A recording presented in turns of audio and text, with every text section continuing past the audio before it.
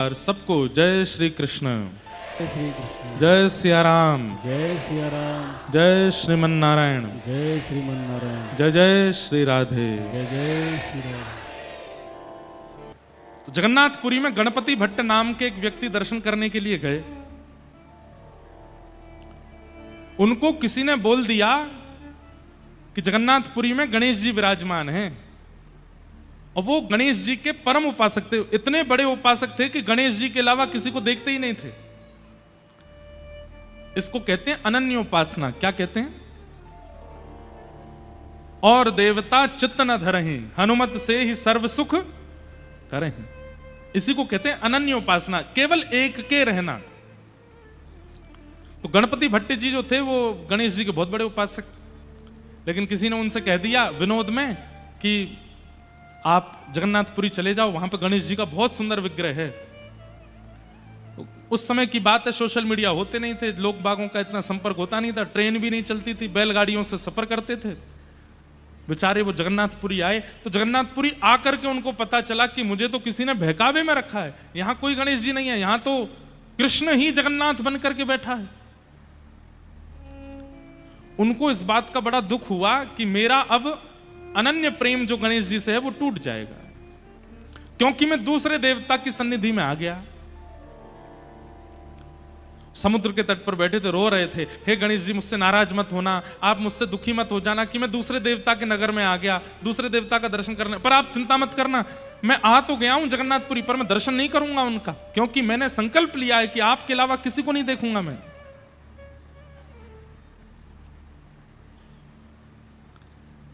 जगन्नाथ प्रभु उनके इस अनन्य भाव से रीझ गए।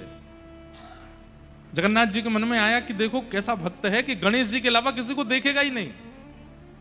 मुझे इसकी अनन्यता प्रिय लगी। और श्री जगन्नाथ जी एक छोटे से बालक का रूप धारण करके गए और समुद्र के तट पर रो रहे गणपति भट्ट जी से जाके बोले, क्यों रो रहे हो आप? स्वयं भगवान गए। तो गणपति भट्ट बोले, चले जाओ यहां से। और मुझे बहका दिया, किसी ने बोल दिया कि यहाँ तो गणेश जी बैठे हैं, मैं उनका दर्शन करने के लिए आ गया, और मुझे बाद में यहां आके पता चला कि यहाँ तो छलिया माखन चोर कन्हैया बैठा है। मैं तो सीधे साधे गणेश जी का उपासक हूं, मैं और किसी देवता को नहीं पूछता। मेरी अनन्यता टूट गई, इसलिए मैं रो रहा हूं। तो जगन्नाथ जी बालक के रूप में गए, उसको बोले, अरे भैया किसी ने नहीं बहकाया तुमको, तुम सही आए हो। यहां जगन्नाथ जी साक्षात गणेश ही हैं, और तुमको नहीं विश्वास होता तो एक बार मेरे साथ चल के दर्शन कर लो। नहीं नहीं, मैं दर्शन तो बिल्कुल नहीं करूंगा। क्यों? नगर में आके मेरी अनन्यता टूट गई, दर्शन कर लूंगा तो और अनन्यता टूट जाएगी, बिल्कुल नहीं जाऊंगा मैं। तो जगन्नाथ जी बोले, भैया देखो तुम अनन्य हो ना, गणेश जी के अनन्य भक्त हो? बोले हाँ। तो गणेश जी के सामने आने पर अगर तुम उनका दर्शन नहीं करोगे तो भी तो अनन्यता टूट जाएगी ना। मैं तुम्हें वचन देके कह रहा हूं कि जगन्नाथ जी गणेश जी हैं, और अगर तुम उनका दर्शन करने नहीं जाओगे तो भी तो तुम्हारी अनन्यता टूट जाएगी। अब तो गणपति भट्ट बोले, आपने तो मुझे अब दुविधा में डाल दिया, अब मैं क्या करूं? तो बालक बोला, एक काम करो, तुम आंख पे पट्टी बांध के चलो और जा करके उनका स्पर्श करके देख लेना। अगर लंबोदर, लंबा पेट अनुभव हो, लंबी सूंड अनुभव हो, लंबी कान हाथ में स्पर्श करने पर आ जाएं, पट्टी खोल के दर्शन कर लेना। सूंड, कान और उदर ये तो गणेश जी का ही है ना, ये और किसी का तो होगा नहीं। गणपति भट्ट बोले, बात तो ठीक है आपकी। अच्छा, प्राचीन हमने भी संभवतः 2008 या 9 की बात होगी, और पुरानी बात होगी, उस काल में जगन्नाथ जी के भीतर गर्भगृह तक जाने की अनुमति तब भी थी। एक समय होता था, दिन भर में हर दर्शनार्थी भीतर जाते थे, और भीतर जाकर के जिस वेदी पर जगन्नाथ जी बैठे हैं उस वेदी की परिक्रमा करके निकलते थे बाहर। और उससे भी पुराने समय में, मतलब 1950 1960 के समय में लोगों को भीतर जाकर के जगन्नाथ जी को हृदय से लगाने का अधिकार भी था, स्पर्श करने का अधिकार था। वो तो फिर बाद में मुगल आक्रांता और कई हमारे हिंदू समाज के कई लोगों ने मंदिरों को अशुद्ध करना शुरू कर दिया। अपने भीतर जबरदस्ती माम शादी लेके जाते और मंदिर में जाके फेंक देते थे अशुद्ध करने के लिए। इसलिए फिर आचार्यों ने अपरस की सेवा कर दी, बंद कर दिया, कोई और अंदर नहीं आएगा, केवल पुजारी जी जाएंगे। नहीं तो पहले सारे मंदिरों में सबको अधिकार था ठाकुर जी के सामने जाकर के स्पर्श करने का। इसलिए पुराने मंदिरों में आप देखेंगे आज भी दक्षिण में कई मंदिरों में मुख्य द्वार पर जल की व्यवस्था होती, सब लोग हाथ धोते हैं, पैर धोते हैं, अपने सिर पर छींटा मारते हैं, तब भीतर जाते हैं। क्यों? प्राचीन काल में सब बाहर से ही शुद्ध होके जाते, फिर ठाकुर जी का स्पर्श करते थे। बाद में फिर बंद हो गया। तो गणपति भट्ट आंखों पर पट्टी बांध करके पहुंच गए जगन्नाथ जी के पास। जैसे ही पहुंचे, ब्रह्म वेदी पर जगन्नाथ जी विशाल स्वरूप विराजमान हैं, भी ऊपर चढ़ करके सबसे पहले तो पेट पकड़ा, तो लंबोदर बड़ा पेट है तो गणेश जी। एक बार सूंड और देख लूं, थोड़ा हाथ ऊपर करके नाक पर रखा तो लंबी सूंड भी हाथ में आ गई। ठाकुर जी जैसे हाथी किसी के ऊपर अपनी सूंड रख के ऐसे गुदगुदाता है, ऐसे ठाकुर जी उसको गुदगुदाने लगे और खुश हो गया, बोले ये तो गणेश जी हैं। एक बार और देख लूं, कानों पर हाथ रखा तो लंबे लंबे कान, उसको विश्वास हो गया कि ये तो मेरे गणेश जी हैं। तुरंत जैसे ही उसने पट्टी हटाई, सूंड भी गायब हो गई, कान भी गायब हो गए, तो जगन्नाथ जी हैं। ना सूंड है ना कान है, कुछ नहीं है, जगन्नाथ जी खड़े हैं। अब जगन्नाथ जी को देख करके वो तो घबरा गया, बोले अरे राम राम राम राम राम, अभी तो सूंड थी, कहां चली गई? फिर आंख पर हाथ रख के फिर से हाथ लगा के देखा तो फिर सूंड, और हाथ हटा के देखे तो सूंड है ही नहीं। इतना व्याकुल हो गया, रोने लगा, मेरी अनन्यता तोड़ दी, छलिया कन्हैया तुमने मेरी अनन्यता तोड़ दी। मैं आंख बंद करता हूं तो बहलूपिया बन जाते हो, खोलता हूं तो अपने रूप में आ जाते हो। प्रकट हो गए भगवान, हृदय से लगा लिया और गणपति भट्ट से कहा, ये भेद क्यों मानते हो? गणेश जी बड़े हैं, शंकर जी बड़े हैं, नारायण बड़े हैं, ये भेद क्यों करते हो? मेरे विलास अनेक हो सकते हैं, मुझे जब सृष्टि का संहार करना होता है तो मैं ही महादेव के रूप में आ जाता हूं। मुझे जब किसी के कार्य को पूर्ण सिद्ध करना होता है तो मैं ही गणपति बन जाता हूं। मुझे जब लोक संहार करना होता है तो मैं ही दुर्गा बन जाता हूं। और मुझे जब प्रेम उपासकों का प्रेम स्वीकार करना होता है तो मैं ही कृष्ण रूप में आ जाता हूं। ये मेरे ही विलास हैं, मुझ में और समस्त देवी देवताओं में कोई अंतर नहीं है, इसलिए भेद मत मानो। और उस दिन ठाकुर जी ने नियम ले लिया कि आज के बाद जगन्नाथपुरी में स्नान पूर्णिमा के दिन ठाकुर जी 108 कलशों से स्नान करते हैं और स्नान करने के बाद फिर गणेश जी का रूप धारण करते हैं। आज भी सूंड कान गणपति भट्ट की स्मृति में महाप्रभु जगन्नाथ जी का गजानन भेष होता है, हाथी बनते हैं ठाकुर जी गणपति भट्ट के लिए। ठाकुर जी से ज्यादा ब्रॉड माइंडेड कौन होगा? सबरे देवी देवता स्वयं ही हैं, लेकिन सबके अलग अलग रूप धारण करके सब में पूजन कराते हैं। वेदव्यास जी महाराज ने विचार किया, मैं किसी अन्य एक देव का अगर स्मरण करूंगा तो हम लोगों की विचारधारा में आएगा कि भागवत में सबसे पहले श्लोक में इस देवता की वंदना है, इसका मतलब ये देवता सबसे बड़े हैं, और हम बाकियों में भेद दृष्टि रखने लगेंगे। और दूसरी बात, जो अन्य देवी देवताओं के उपासक हैं वे लोग सोचेंगे कि ये तो कृष्ण का ग्रंथ है, हमको क्यों सुनना है, ये तो राम जी का ग्रंथ है, हमको क्यों सुनना है। और मैं तो कहूं हिंदू सनातनी धर्मावलंबी नहीं है, अन्य धर्म पंथों के भी अगर हैं तो वे लोग तो विचार करेंगे ये तो सनातनी धर्मों का है, हम लोग क्यों जाएं? हम लोग बाइबल पढ़ने वाले, कुरान पढ़ने वाले, हम भागवत जी के आश्रम में क्यों जाएं? इसलिए वेदव्यास जी ने विचार किया कि मैं ऐसी वंदना करूं कि जिसको सब पूजते हैं और सबका पूजनीय सत्य है। कुरान पढ़ने वाले भी सत्य को मानते हैं, बाइबल पढ़ने वाले भी सत्य को मानते हैं, बौद्ध धर्मावलंबी भी सत्य को मानते हैं, और हिंदू वैदिक सनातन धर्मी भी सत्य को मानते। और कहां तक कहूं, जो किसी धर्म को नहीं मानते उनको क्या बोलते हैं? जो किसी धर्म को नहीं मानते उनको क्या बोलते हैं? क्या बोलते हैं? नास्तिक। अंग्रेजी में क्या बोलते हैं? हाँ, एथिस्ट, नास्तिक, एथिस्ट। जो नास्तिक है वो भी सत्य को मानता है, जो किसी देवता को पूजता नहीं है, जो किसी धर्म का पालन नहीं करता, वो भी सत्य का वंदन करता है। इसका मतलब नास्तिक भी चाहे तो कथा सुन सकते हैं, धर्मावलंबी चाहें तो कथा सुन सकते हैं, हमारे मुस्लिम भाई चाहें तो वो भी कथा सुन सकते हैं, हमारे ईसाई चाहें तो वो भी कथा सुन सकते हैं, क्योंकि श्रीमद् भागवत सबके लिए है, ये किसी एक धर्म व्यक्ति के लिए नहीं है। इतना ब्रॉड माइंड किसी का नहीं है, बुरा नहीं मानिएगा। कुरान में या बाइबल में जो उनके धर्म का पालन नहीं करते हैं उन लोगों को देखना भी पाप बताया गया है।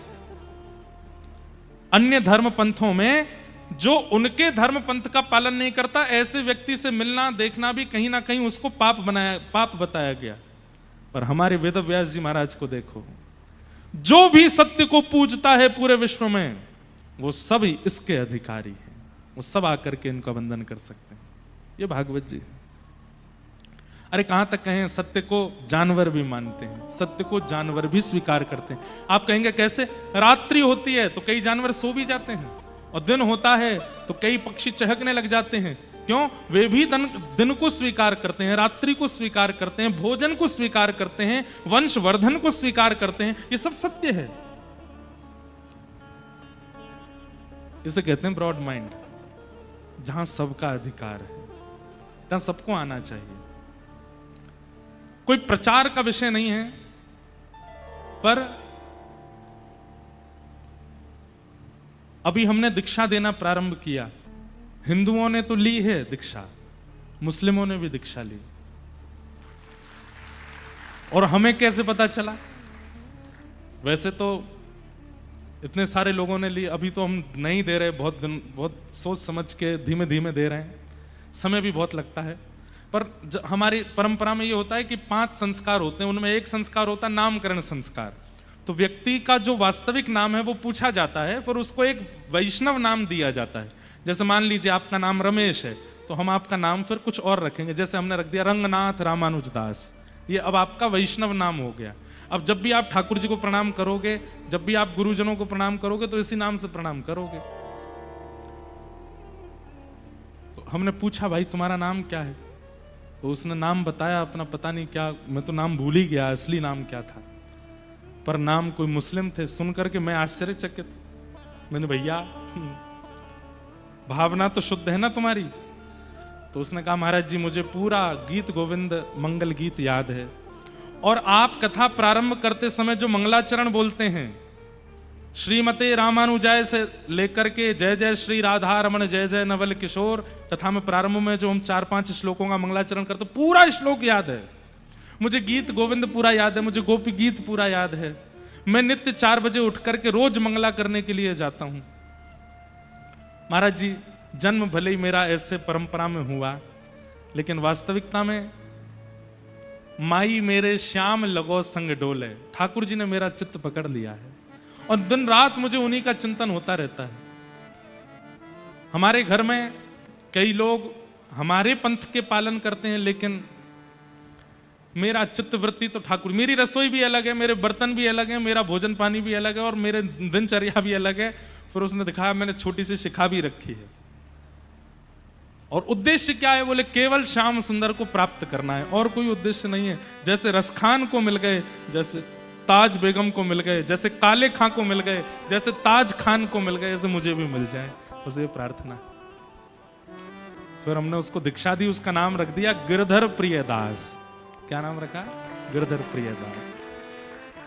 एक बहन ने भी ली, उनका नाम था, अब नाम उनका भी याद नहीं, मुमताज टाइप कुछ नाम था। एक और बहन ने ली ऐसे। तो फिर उनके ये प्रश्न करने पर कि हम कोई पाप तो नहीं कर रहे, हमने कहा देखो वेद व्यास जी महाराज ने भागवत जी के प्रथम श्लोक में सत्यम परम धीमहि कहकर के कह दिया कि यहां आने का अधिकार सबका है, यहां सुनने का, इस धर्म को पंथ को पालन करने का अधिकार सबका है, जो करना चाहे, दबाव में नहीं, प्रियता से अगर कोई आना चाहे तो उसको आने का अधिकार है। ताज बेगम अकबर की पत्नी, उसको श्रीमद वल्लभ कुल में दीक्षा प्राप्त हुई, और संभवतः गोसाई विठलनाथ जी ने उसको दीक्षा प्रदान की। ऐसे अनेक हमारे यहां हुए हैं आचार्य चरण, जिन्होंने अन्य पंथों के लोगों को भी दीक्षा देकर के भगवत अनुरागी बना दिया। इससे ज्यादा ब्रॉड माइंड क्या होगा कि यहां सबका अधिकार है आने का और किसी को भी रोक टोक नहीं है। बस एक स्वभाव होना चाहिए, क्या? चित्त में उनके प्रति प्रेम। फिर आप चाहे जो हो, जात पात पूछे नहीं को, हरि को भजे सो हरि को होए। तो ऐसे वेदव्यास जी महाराज श्रीमद् भागवत जी के प्रथम श्लोक में परम सत्य की वंदना करते हैं। सत्यम परम धीमहि, मैं परम सत्य को प्रणाम करता हूं। बंधुओं, परम सत्य कौन है? केवल ठाकुर जी, और कोई परम सत्य नहीं। सत्य कहते किसको हैं? जिसका अस्तित्व हमेशा था, हमेशा है और हमेशा रहेगा, उसको सत्य कहते हैं। मैं सत्य नहीं हूं। क्यों? आज से 30 साल पहले मैं नहीं था और आज के 80 साल बाद, 70 साल बाद, और ये तो बता नहीं सकते कितने साल बाद मैं नहीं रहूंगा।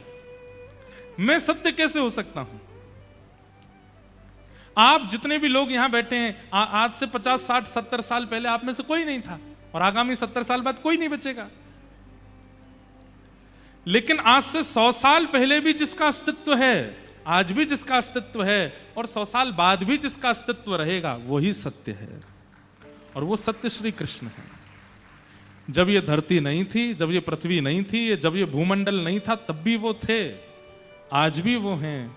और जब ये सब प्रलयकालीन समुद्र में डूब जाएगा, तब भी करार बिंदेन पदार बिंदम मुखार बिंदे विनवेशयन्तम वटस्य पत्रस्य पुटेशयानम बालम मुकुंदम मनसा स्मरामि। श्री कृष्ण गोविंद हरे मुरारे, हे नाथ नारायण वासुदेव, जिह्वे पिबस्वामृतमेत देव, गोविंद दामोदर माधवेति। इस स्तुति में जो ठाकुर जी का रूप बताया गया, ये प्रलयकालीन समय का रूप है। मार्कंडेय ऋषि ने ठाकुर जी से कहा कि मुझे प्रलय का दर्शन करना है, और जैसे ही प्रलय आया सब कुछ डूब गया। कहते हैं प्रलयकालीन समय पर जो समुद्र की लहरें थीं वो हिमालय की चोटी से भी ऊंची थी, सब डूब गया। लेकिन तभी मार्कंडेय ऋषि देखते हैं कि सब खत्म हो गया, कुछ नहीं बचा। आपको एक बात बताएं, प्रलय केवल पृथ्वी का नहीं होता, सूर्य चंद्र का भी होता है। प्रलय पाताल से लेकर के ब्रह्मलोक तक का भी होता है। स्वर्ग भी प्रलयकालीन समुद्र में डूब जाता है, सब कुछ नष्ट हो जाता है। केवल एक वैकुंठ लोक बचता है, एक गोलोक धाम बचता है, जिसको कई लोग वैकुंठ कहते हैं, कृष्ण उपासक गोलोक धाम कहते हैं, नारायण उपासक वैकुंठ कहते हैं, राम उपासक साकेत कहते हैं। बस वो बचता है और कुछ नहीं है। मार्कंडेय ऋषि ने देखा सूर्य चंद्र सब डूब गए, कुछ नहीं बचा। तभी क्या देखते हैं? चारों तरफ पानी पानी पानी पानी। तभी एक वट वृक्ष का पत्ता बहता हुआ आता है और उस पत्ते पर छोटे से गोपाल जी करार विंदे, अपने हाथों से करार विंदेन पदार विंदम, अपने एक पैर को पकड़ा हुआ है और उस पैर के अंगूठे को अपने मुख में लेकर के ठाकुर जी चूस रहे हैं। वटस्य पत्रस्य पुटेशयानम बालम मुकुंदम मनसा स्मरामि। सब कुछ नष्ट होने के बाद भी बाल मुकुंद ऐसे दिखाई देते हैं। तब मार्कंडेय ऋषि कहते हैं कि परम सत्य कौन है? आप ही परम सत्य हो, क्योंकि आप हमेशा थे, हमेशा हो, हमेशा रहोगे। ऐसे परम सत्य को हम बारंबार वंदन करते हैं। सत्यम परम धीमहि। श्रीमद् भागवत के प्रथम श्लोक में सत्य को वंदन किया। श्रीमद् भागवत के द्वितीय श्लोक में 4 बातें बताई: विषय, अधिकारी, संबंध और प्रयोजन। ये चारों बातें सुनना आप सबके लिए बहुत अनिवार्य है। श्रीमद् भागवत का विषय क्या है, श्रीमद् भागवत का अधिकारी कौन है, श्रीमद् भागवत का संबंध क्या है और श्रीमद् भागवत का प्रयोजन क्या है। ध्यान से सुनो। कि धर्म प्रोजित कई तवोत्र परमो निर्मत सराणाम सता वैद्यं वास्तवमत्र वस्तु शिवदं तापत्रयोन्मूलनम्। श्रीमद्भागवते महामुनिकृते किं वा ईश्वर सद्यो हृदयवरुध्यते त्रिकृतिभिः शुश्रूषुभिस्तत्क्षणात्। सबसे पहला श्रीमद् भागवत का विषय क्या है? तो कहते हैं धर्म प्रौजित कई तवोत्र परमो। सुनने वाले के चित्त में परम धर्म की इच्छा प्रकट होना, यह भागवत का विषय है। आप कहेंगे परम धर्म किसे कहते हैं? जब तक आपको अपने शरीर की चिंता है और उस शरीर की चिंता के लिए आप कर्म करते हो, वो धर्म कहलाता है। लेकिन जिस दिन आपको शरीर के भीतर बैठे हुए आत्मा की चिंता होने लग जाती है और उसके कल्याण के लिए आप कर्म करते हो, उसको परम धर्म कहते हैं। समझ में आई बात? इससे ज्यादा सिंपल इसकी डेफिनेशन नहीं हो सकती।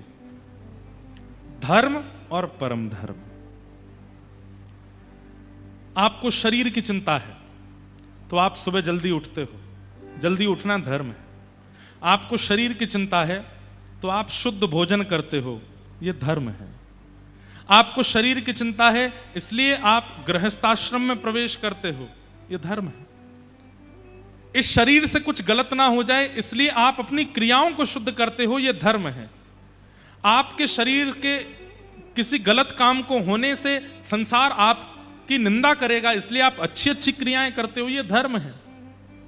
मान, प्रतिष्ठा, यश, वैभव, कीर्ति, धन, संपत्ति आदि कमाते हो, यह सब धर्म है, क्योंकि शरीर प्रधान है।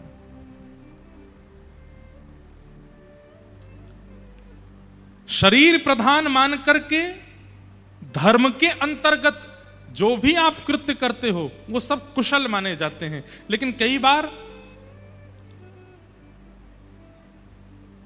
धर्म से परे जब आप क्रिया करने लग जाते हैं, अपने शरीर को केंद्र में रख के, वो पाप कहलाता है। जैसे 10 बजे से लेकर के और 12 बजे तक के बीच में आपको सो ही जाना चाहिए। हम ही नहीं सोते, लेकिन हम आपको बता रहे हैं। हमारा ना सोने का कारण दूसरा है, क्योंकि भागदौड़ी इतनी रहती है, जब आते हैं कथाओं में तब सोते हैं, नहीं तो भागदौड़ी चलती रहती है। लेकिन एक बात सुनिएगा, बहुत ध्यान से सुनिएगा। 10 बजे से लेकर 12 बजे तक के बीच में सोना, ये आपके शरीर की अनिवार्यता है। 10 बजे के बाद शरीर आपको इंडिकेट करने लगता है, अब मुझे बेड पे ले चलो, अब मुझे सुला दो, अब इससे ज्यादा मेरी क्षमता नहीं है। लेकिन आप क्या करते हैं? पार्टी हो रही है, नए नए कपड़े पहनते हैं, नए नए कपड़े पहनकर शरीर उस समय भी कह रहा था भाई थोड़ी नींद सी आ रही है, थक गया हूं मैं, सुला दो, सुबह देर तक सो लेना, अभी पार्टी में जाना है। और रात में ले गए शरीर को, पार्टी में ले गए, अब वहां पहुंच गए, शरीर बोला थोड़ी देर नाच कूद करके चल दे वापस। नए नए पानी की बोतलें रखी, ये पीनी है, भाई तुझे पीनी पड़ेंगी। थोड़ी बहुत पिला दी, शरीर कहता बस भैया मेरी क्षमता नहीं है, अब मत पिलाओ, और पिया और पिला और पिला। शरीर कहता अब मेरे वश में तो नहीं हूं मैं, अब तू देख नाली में गिरने वाला है, गिर जाएगा। फिर उसको 4 लोग उठा के ले जाते हैं। अब देखो अतिशय पीने वाला व्यक्ति के नाली में गिर जाता है, उसको नाली भी ऐसे लगता, आहा कितनी सुंदर सुगंधी आ रही है इसमें से। क्यों? क्योंकि शरीर सेंसेस खो देता है, सुगंधी लेने का सेंस चला जाता है, अच्छे बुरे का सेंस चला जाता है। जिसके सामने सत्य नहीं बोलना था उसके सामने बोलने लग जाता है व्यक्ति, और जिसके सामने असत्य बोलना नहीं था उसके सामने असत्य बोलने लग जाता है व्यक्ति। कई बार तो माताजी ही पत्नी लगने लग जाती हैं, पिताजी मित्र लगने लग जाते हैं, उन्हीं से गलत व्यवहार। क्यों? शरीर वो नहीं चाहता था, आपने जबरदस्ती उससे करवाया। मतलब एक दायरे में रह करके जब आप शरीर को प्रधान मान करके कर्म करते हैं तो वो धर्म कहलाता है, और फिर उस दायरे से निकल करके जब आप कर्म करने लगते हैं वो अधर्म कहलाने लगता है, वो पाप कहलाने लगता है। तो शरीर को केंद्र मान करके जब आप क्रिया करते हैं वो धर्म है। लेकिन एक दिन आता है, आपकी चिंता होती है, मैंने शरीर को तो व्यवस्थित किया, लेकिन मेरे भीतर जो विराजमान अंतरात्मा है, वो चित्त वृत्ति है, उसके कल्याण के लिए मैं क्या करूं, उसका कल्याण कैसे हो। और उसकी कल्याण की भावना जिस दिन से प्रारंभ हो जाती है तब उसको परम धर्म कहते हैं, वो परम धर्म कहलाता है। स्वामी विवेकानंद वो धार्मिक नहीं थे, वो परम धार्मिक थे। क्यों? अच्छा एक परिभाषा और सुनो, धार्मिक व्यक्ति जो होता है वो केवल अपने कल्याण तक रहता है, पर परम धर्मावलंबी व्यक्ति जो होता है वो अपना तो कल्याण करता ही है, अपने साथ साथ समूह का भी कल्याण कर देता है। वो परम धर्म कहलाता है। समझ में आई बात? परम धर्म की दो परिभाषाएं मान लीजिएगा।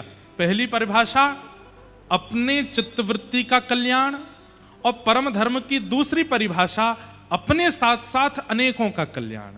ये दो भावनाएं जिसके चित्त में प्रकट हो जाएं वो परम धर्मावलंबी है, और ये दो भावनाएं प्रकट करवाना ये भागवत जी का विषय है।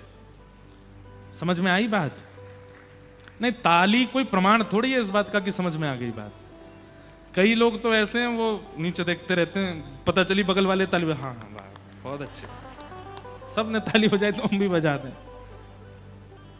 सप्ताह पूर्ण होने के बाद में आपके चित्त में ये दो भावनाएं अगर प्रकट नहीं होती हैं तो आपने कथा नहीं सुनी है, आपने समय का व्यय किया, आपने धन का व्यय किया, आपने परिस्थिति का व्यय किया, आपने कथा का व्यय किया, लेकिन आपने वो प्राप्त नहीं किया जो व्यय करने पर प्राप्त होना चाहिए। तो कथा पूर्ण हो उस दिन के बाद ये दो भावनाएं चित्त में आनी चाहिए। पहला स्वतः के चित्तवृत्ति का कल्याण, और दूसरा अपने साथ साथ अनेकों का कल्याण। ये दो भावनाएं आपके चित्त में प्रकट हों तो समझिए आपने कथा सुनी। हमारे श्रीमद् रामानुजाचार्य जी महाराज अपने गुरुदेव के पास अनेक बार गए कि आपने जो मुझे मंत्र दिया है इसकी विधि मुझे बताइए। उनके आचार्य चरण ने जब विधि बताई तो विधि बताने से पहले बोला कि इस मंत्र को सबके सामने मत बोलिएगा। सब जगह परंपरा है कि गुरु मंत्र का उच्चारण सब जगह नहीं करना चाहिए।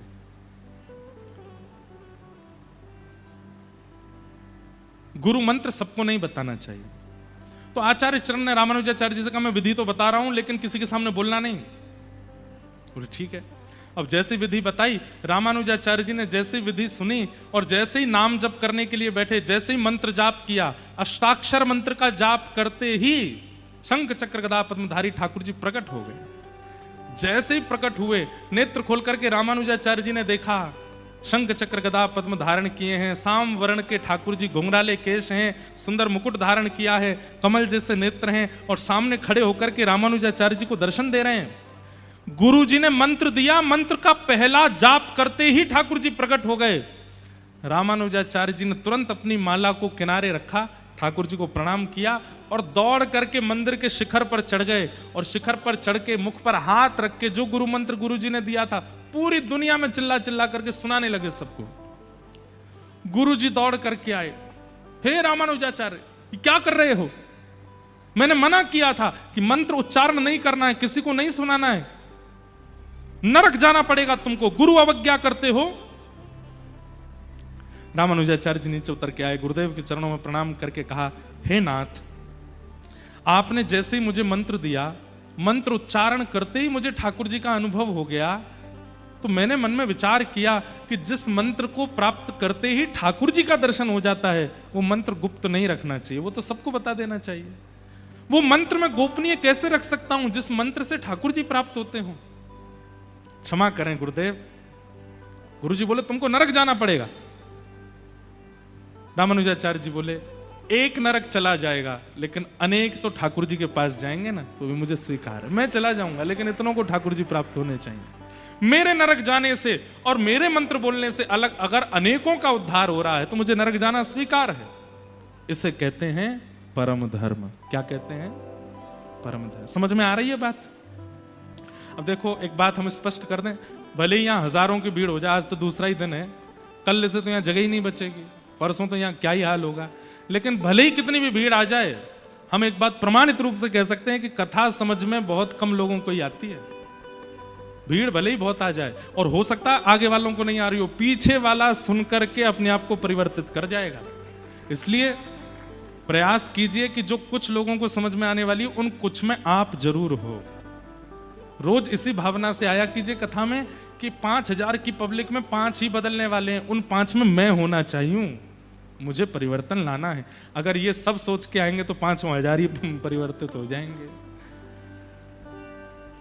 समझिए, कथा का उद्देश्य क्या है? आपको धार्मिक बनाना नहीं, आपको परम धार्मिक बनाना।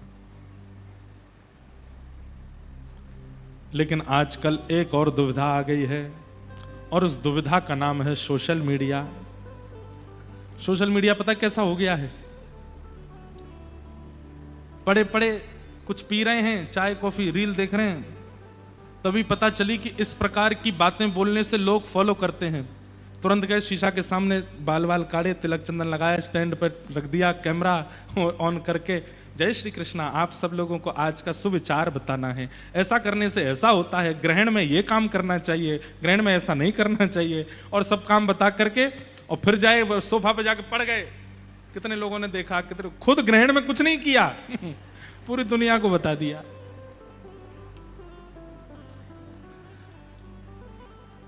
कलयुग में, सतयुग त्रेता द्वापर में राक्षस पता थे।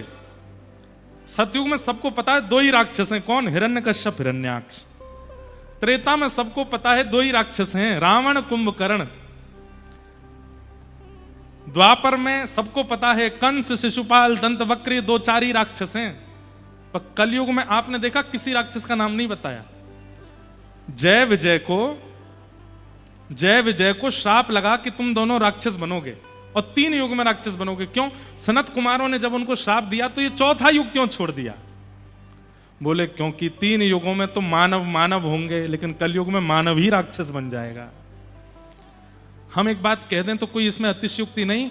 अगर रावण, कुंभकर्ण, दंतवक्र, शिशुपाल, हिरण्यकश्यप, हिरण्याक्ष, अगर ये 6 के 6 कलयुग में प्रकट हो जाएं तो ये कलयुगी मानवों से ज्यादा सुधरे हुए होंगे। कलयुगी मानव तो इनसे भी ज्यादा खतरनाक है।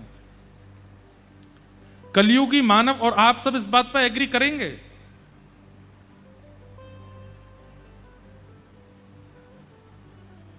पहले इंदौर की पहचान होती थी महाकाल भगवान से।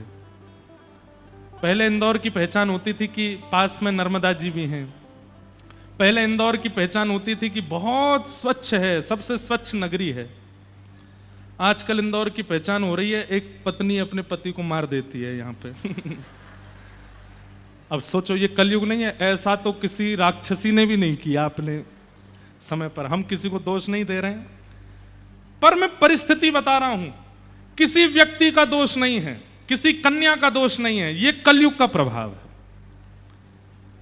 आप विश्वास मान लीजिए, आप नाम जप करते हैं रोज, लेकिन कलयुग कल आपकी मति बदल दे तो इसमें कोई बहुत बड़ी बात नहीं है।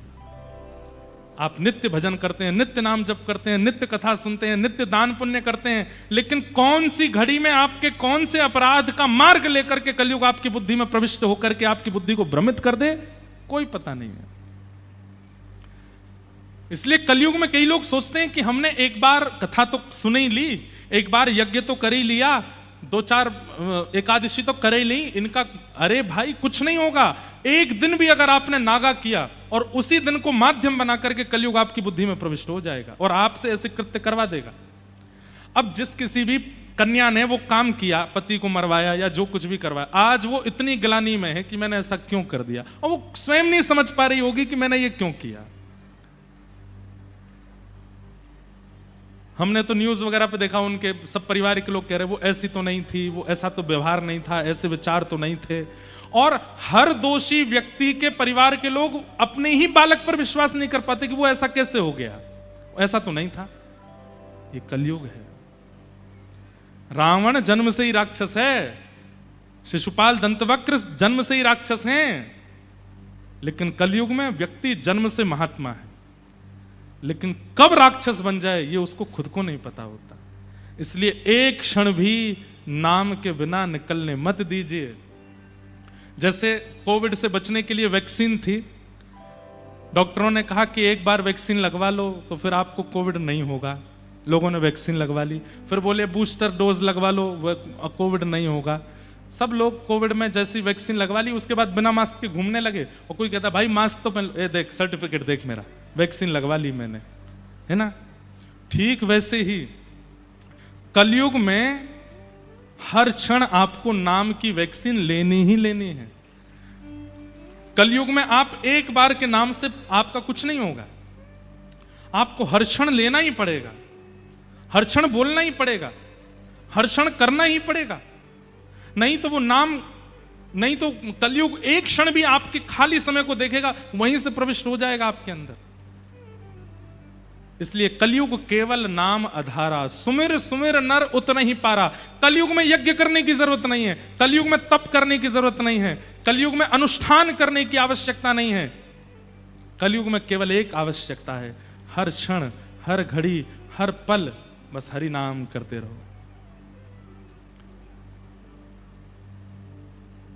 जिस देश में, जिस वेश में, परवेश में रहो,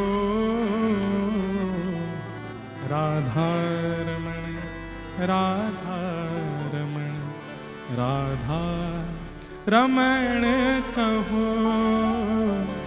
जिस देश में, जिस वेश में, परवेश में रहो,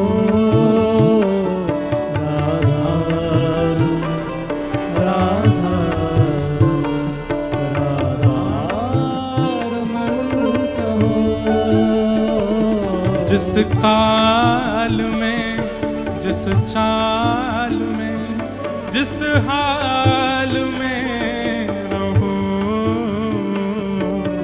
राधा राधा राधा रमण कहो, राधा रमण राधा। गाइए, राधा रमण कहो। जिस रंग में, जिस ढंग में, जिस रंग में, आप काले हो, आप गोरे हो, आप धौरे हो, आप सांवले हो, आप नीले हो, गुलाबी हो, जो भी हो, जिस रंग में, जिस ढंग में, जिस रंग में, जिस ढंग में, जिस संग में रहो, जिस संग में रहो, राधा रमण राधा रमण राधा रमण कहो। इसलिए भैया कलयुग में एक ही वैक्सीन है, पर कोरोना वायरस इतना खतरनाक नहीं है, कलयुग बहुत खतरनाक है। कोरोना वायरस तो एक वैक्सीन लेने से भाग जाता है, नहीं आएगा दोबारा, लेकिन कलयुग वायरस को भगाने के लिए तो आपको हर क्षण नाम, एक नाम जीवन में उतार लीजिए, राधा रमण राधा रमण राधा रमण राधा रमण राधा रमण।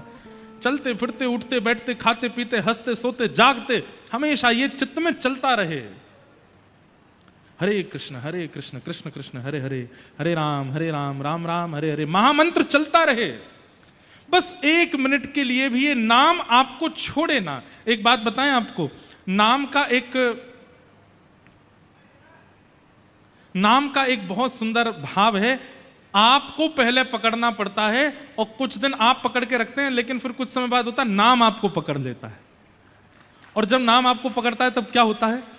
हमारे गोवर्धन में एक महाराज जी थे, उनका नाम था ठाकुरदास बाबा। क्या नाम था? ठाकुरदास बाबा। मैंने उनका अंतिम काल में दर्शन किया। हम लोग माला जपते हैं तो ऐसे उंगली से माला आगे करते रहते हैं, इस उंगली का प्रयोग नहीं करते, ऐसे जपते रहते हैं।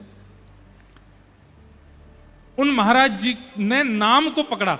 जब तक माला हाथ में है तो समझो आपने नाम को पकड़ा है, लेकिन नाम आपको पकड़ लेता है तो क्या होता है? माला छूट जाती है, लेकिन ये चलता ही रहता है। उन महाराज जी का जब हमने दर्शन किया, वो अत्यंत वृद्ध अवस्था में, उनको उठाने के लिए भी 2 लोग आते थे, चलाने के लिए 4 लोग लगते थे। सब क्रिया उनकी 2 और लोगों से ही होती थी, लेकिन उनकी उंगली ऐसी ही चलती रहती थी, माला नहीं होती थी, और उनके होठ अपने आप फड़कते रहते थे। ऐसी स्थिति हो गई कि रात्रि गहरी नींद में भी उनके होठ फड़कते रहते थे। क्यों? क्योंकि नाम ने उनको पकड़ लिया। और सही मानिएगा, ऐसे लोग ही कलयुग में बच पाएंगे, नहीं तो बच भी नहीं पाओगे। बच नहीं पाओगे। कलयुग बहुत खतरनाक है। जिन क्रियाओं को न्यूज में आप लोग देखकर के आश्चर्य करते हैं, कोई आदमी इतनी हैवानियत कैसे कर सकता है, अगर आपने नाम आश्रय नहीं लिया तो आपके ऊपर भी वह हैवानियत आ सकती है और आपसे भी ऐसा कुछ करवा सकती है। इसलिए बहुत आश्चर्यचकित मत होइए। आश्चर्यचकित तब होइए कि जब नाम मुफ्त का मिलता है फिर भी हम लेते नहीं हैं उसको, फिर भी जपते नहीं हैं उसको। कोई भी काम कीजिए ना, करोड़ों छापिए, कौन मना करता है आपको? करोड़ों का टर्नओवर कीजिए, बड़ा बड़ा बिजनेस कीजिए, खूब पैसा कमाइए, खूब धन धान्य, लेकिन नाम आश्रित रहिए, नाम का त्याग मत कीजिए। कलयुग बहुत खतरनाक है। हमारी बात समझ लीजिए, मान लीजिए। ये कलयुग कहीं आपसे कोई घटनाक्रम ना करवा दे, उसके लिए नाम मत छोड़िए। मैं तो नाम गुण गाऊंगो राधा रमणा, मैं तो नाम गुण गाऊंगो राधा। हमारे वृंदावन में देखिए, नजर घुमाओगे तो दीवारों पे लिखा होगा श्री राधा, व्यक्ति के पास जाओगे तो मुख से निकलेगा श्री राधा। हरिवंशियों के पास जाओगे तो कहेंगे राधा वल्लभ श्री हरिवंश, हरिदासियों के पास जाओगे तो कहेंगे कुंज बिहारी श्री हरिदास, रामानंदियों के पास जाओगे तो कहेंगे बोलो भाई सीताराम, रामानुजियों के पास जाओगे तो कहेंगे जय श्रीमन नारायण, गौड़िया वैष्णव परंपरा वालों के पास जाओगे तो वे कहेंगे हरे कृष्ण। सबके मुख पर नाम बैठा है और ये नाम बस निरंतर, आपके कुछ करना नहीं है, बस नाम चलते रहना चाहिए मन में। आप पढ़ाई करो, काम करो, कुछ भी करो, नाम चलता रहे। और नाम का एक स्वभाव बताएं आपको, ऐसा हो ही नहीं सकता कि आपको कंसंट्रेशन की आवश्यकता है। कई लोग कहें कि महाराज जी पढ़ाई कैसे करेंगे अगर नाम जपेंगे तो? गोस्वामी तुलसीदास जी महाराज कहते हैं भाव कुभाव अनख आलसहु, नाम जपत मंगल दिश दशहु।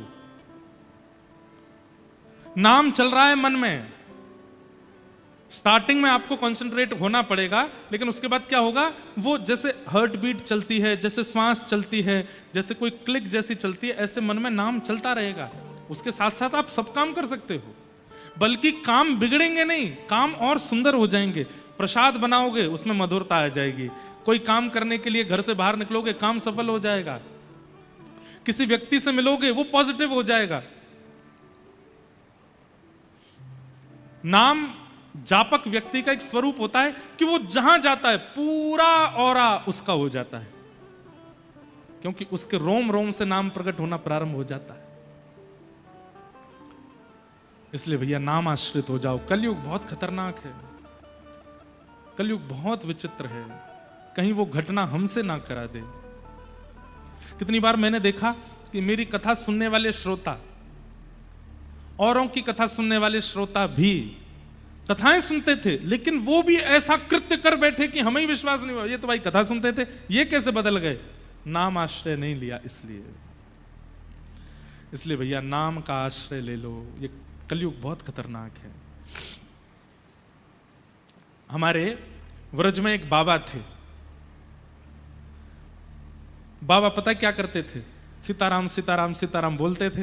अब वृंदावन में सीताराम कम बोलते हैं लोग, राधे श्याम ज्यादा बोलते हैं। तो बाबा जाते और कॉलोनी में बच्चे खेल रहे होते, बच्चों से जाके बोलते बोलो बच्चों सीताराम। बच्चे बोल देते सीताराम, लेकिन बच्चे थोड़े ऊधमी तो हैं, ब्रज के तो कुछ ज्यादा ही ऊधमी होते हैं।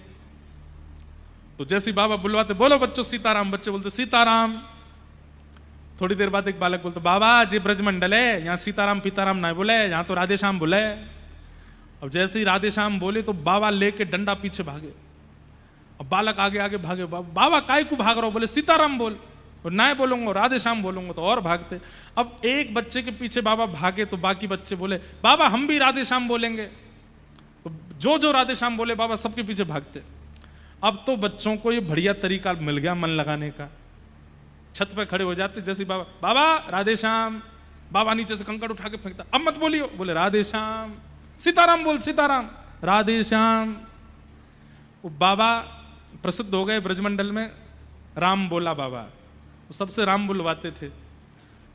अब लोग बाग उनको छेड़ते थे, जिस गली मोहल्ला में निकल जाए सब बोलते बाबा राधे श्याम, तो उसी के पीछे पड़ जाते, द्वार पे खड़े हो जाते, जब तक सीताराम नहीं बोलेगा नहीं जाऊंगा।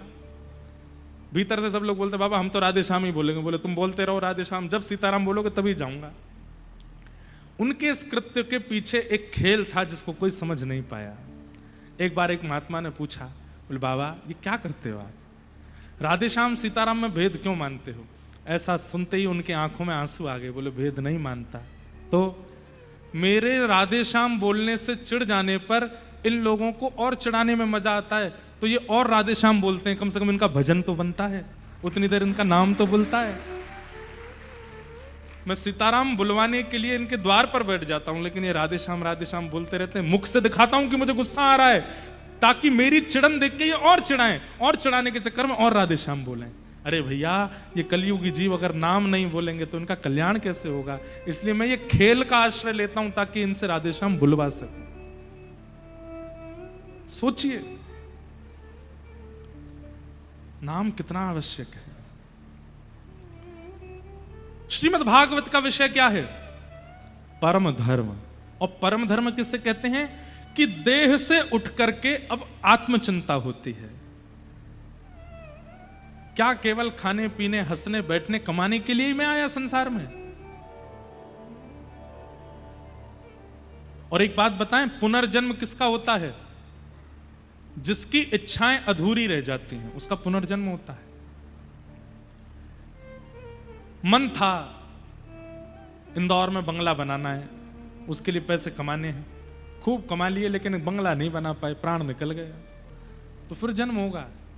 और फिर जन्म होकर के फिर कोई और इच्छा। अब एक इच्छा तो पुरानी चल रही है पिछले जन्म की, इंदौर में बंगला बनाने की, इस जन्म में और 2-3 इच्छाएं प्रकट हो गई, वो भी अधूरी रह गई, तो 3-4 इच्छा, फिर तीसरा जन्म होता है। आप और मैं यहां पे जो हम बैठे हैं, हम कितने जन्मों की इच्छाएं अधूरी पड़ी हैं हमारी, उसकी वजह से बैठे हैं। 2 ही तरीके हैं, या तो इच्छा, अब हमें तो पता नहीं पूर्व जन्म में हमारी क्या इच्छा थी, अब जब तक वो पूरी नहीं होगी तब तक जन्म लेना ही पड़ेगा। या फिर दूसरा तरीका है, नाम आश्रय लेकर के सब छोड़ दो, इच्छा का भी त्याग कर दो, तो पूर्व की इच्छाएं जो हैं वो भी नाम से नष्ट हो जाएंगी, निवृत्त हो जाएंगे संसार से, फिर नहीं आना पड़ेगा, फिर पुनर्जन्म नहीं होगा। इसलिए कलयुग केवल नाम आधारा। यहां यज्ञ नहीं, अनुष्ठान नहीं, जप नहीं, तप नहीं, वो सब करो, आपकी इच्छा है। आप यज्ञ करना चाहो कर सकते हो, आप तप करना चाहो कर सकते हो, आप नियम व्रत करना चाहो कर सकते हो, पर कलयुग में प्रधानता अगर है तो वो नाम की है, नाम। और उस नाम प्रताप से ही आत्म कल्याण किया जा सकता है। आप अपनी जॉब कीजिए, कर्म कीजिए, बिजनेस कीजिए, दुकान चलाइए, व्यापार करिए, खेती करिए, सब करो, उससे धर्म करो, लेकिन हर क्रिया को करते करते नाम आश्रय करो, नाम जपते रहो, उससे आत्म कल्याण करके परम धर्म भी करो। और मैंने परम धर्म का दूसरा रूप क्या बताया? कि स्वयं भी करो, दूसरों से भी करवाओ। इसका सबसे पहला टेक कहां से प्रारंभ होगा? Mobile phone. फोन उठाती हेलो बोलना बंद कर दो। क्या बोलो? जय श्री कृष्ण, जय श्री कृष्ण बोलो, जय श्री राधे बोलो, कुछ भी बोलो, भगवान नाम बोलो। और इसमें एक नियम और बना लो, आपने कहा जय श्री कृष्ण, सामने वाला बोला भैया गुड़ कितना लेके आना, जय श्री कृष्ण। जब तक वो जय श्री कृष्ण नहीं बोले तब तक उसकी सुनो ही मत। अरे भैया हम आपसे जरूरी बात कर रहे हैं, आप सुनिए, बोले पहले जय श्री कृष्ण बोलो। जब वो जय श्री कृष्ण बोलते तब अपनी बात आगे यहीं से ही शुरू करो। मान लो हलो की आदत लग भी गई है तो हलो बोलते ही जय श्री कृष्ण बोलो, बिना नाम के। अपनी हर क्रिया में नाम प्रधान रखिए। कल हमने एक नियम बताया था, किसी को भी बुलाओ तो राधे श्याम सीताराम हरे कृष्ण कहकर के बुलाओ। आज हमने दूसरा नियम बताया, किसी से फोन पे बात करो नाम से ही प्रारंभ करो। दूसरी बात, छींक आती है, खांसी होती है, उबासी आती है, गिर जाते हैं या कुछ होता है, जैसे घर में मान लो बर्तन गिरा जोर से, तो जोर से बर्तन गिरता है तो हम घबरा जाते हैं।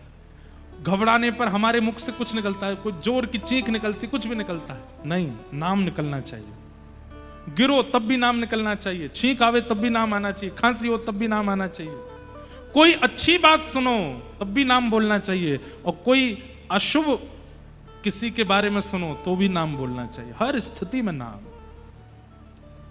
बच्चे आकर के बोले माँ मैं फर्स्ट आया, अरे वाह वाह वाह, राधा रमन राधा रमन राधा हरि शरणम श्री कृष्ण शरणम मम, ठाकुर जी कृपा। बच्चा कहते माँ मैं फेल हो गया, राधा रमन राधा, ठाकुर जी कृपा। दारी के इधर आ पड़ता नहीं है नाम से ही करो सब प्रारंभ।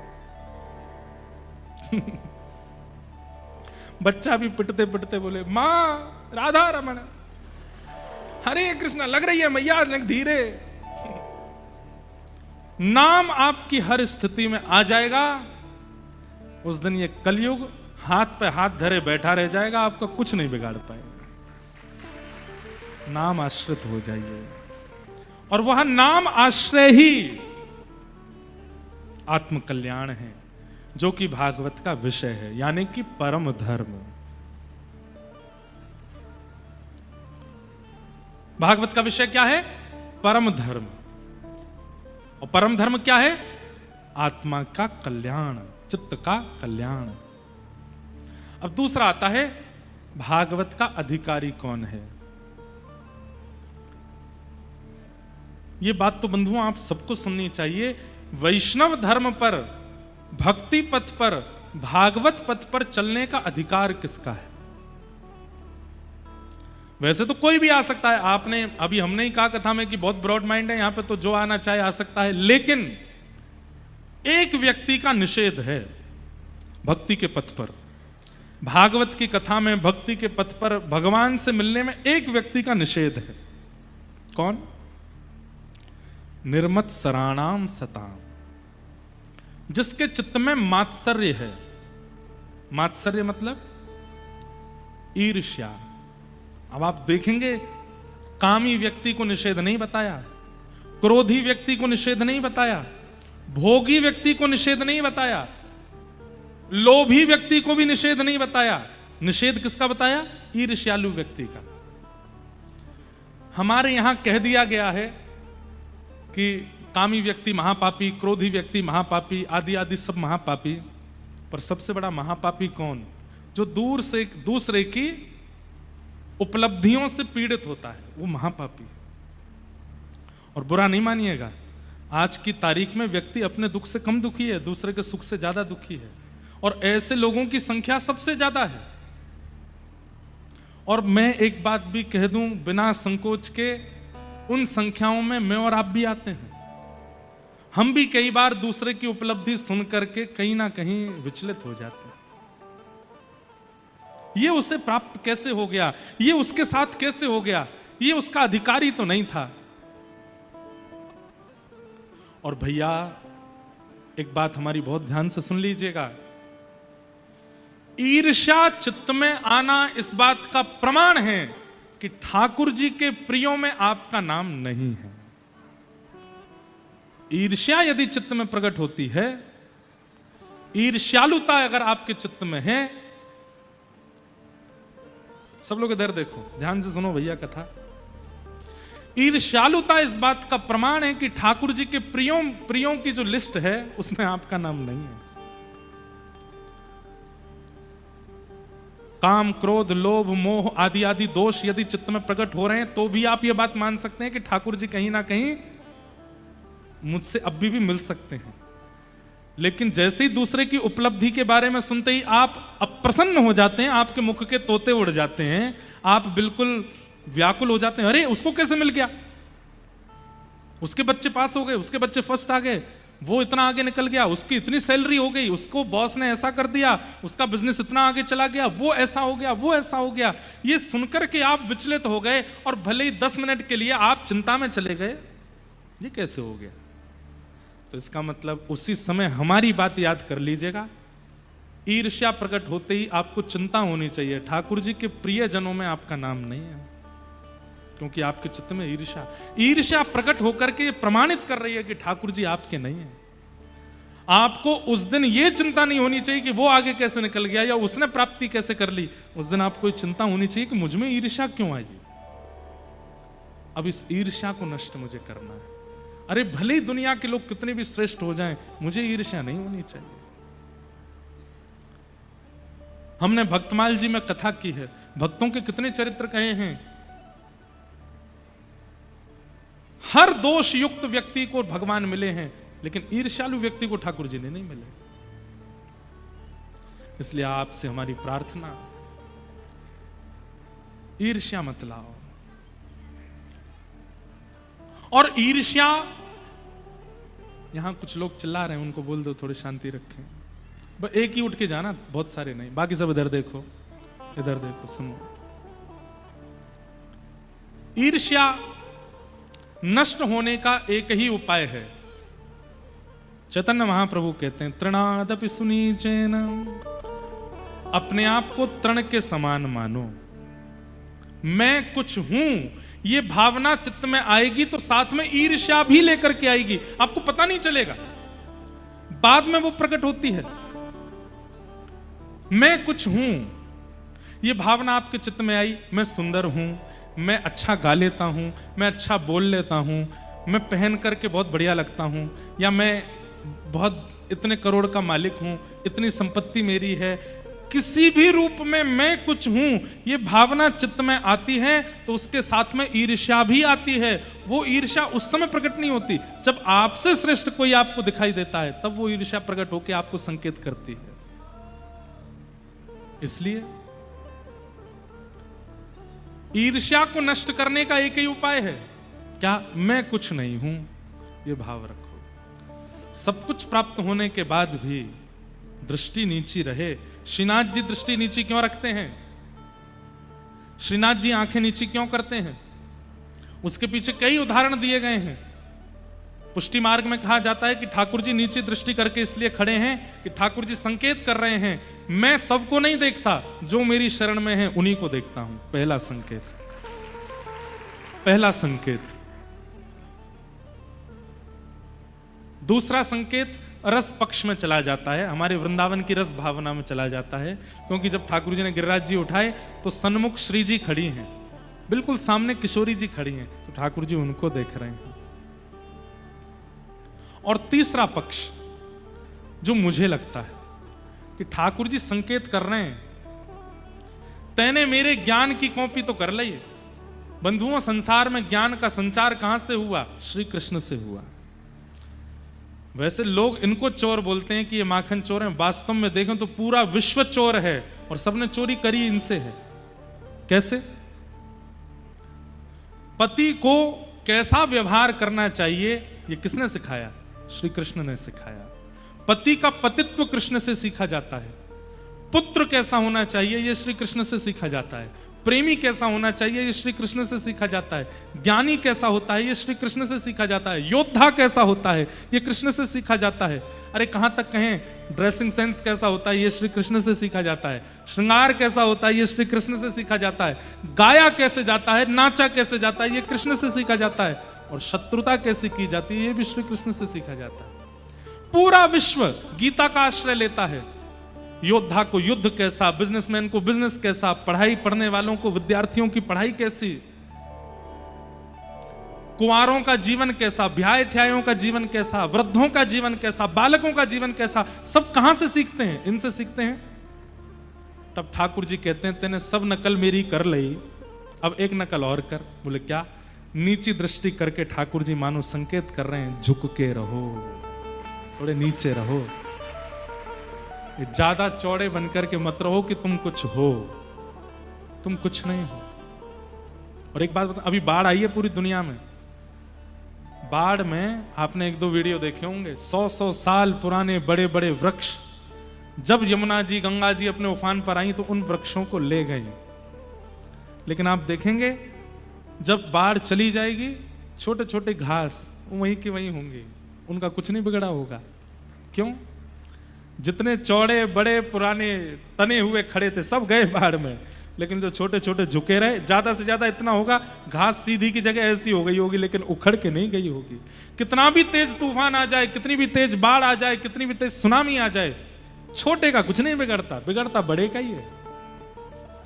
इसलिए भले ही धन में वृद्धि हो जाए, सुंदरता में वृद्धि हो जाए, वैभव में वृद्धि हो जाए, यश कीर्ति ऐश्वर्य में वृद्धि हो जाए, लेकिन चित्त से सदैव तृण के समान रहिए। आपके चित्त में कभी ईर्ष्या नहीं आएगी।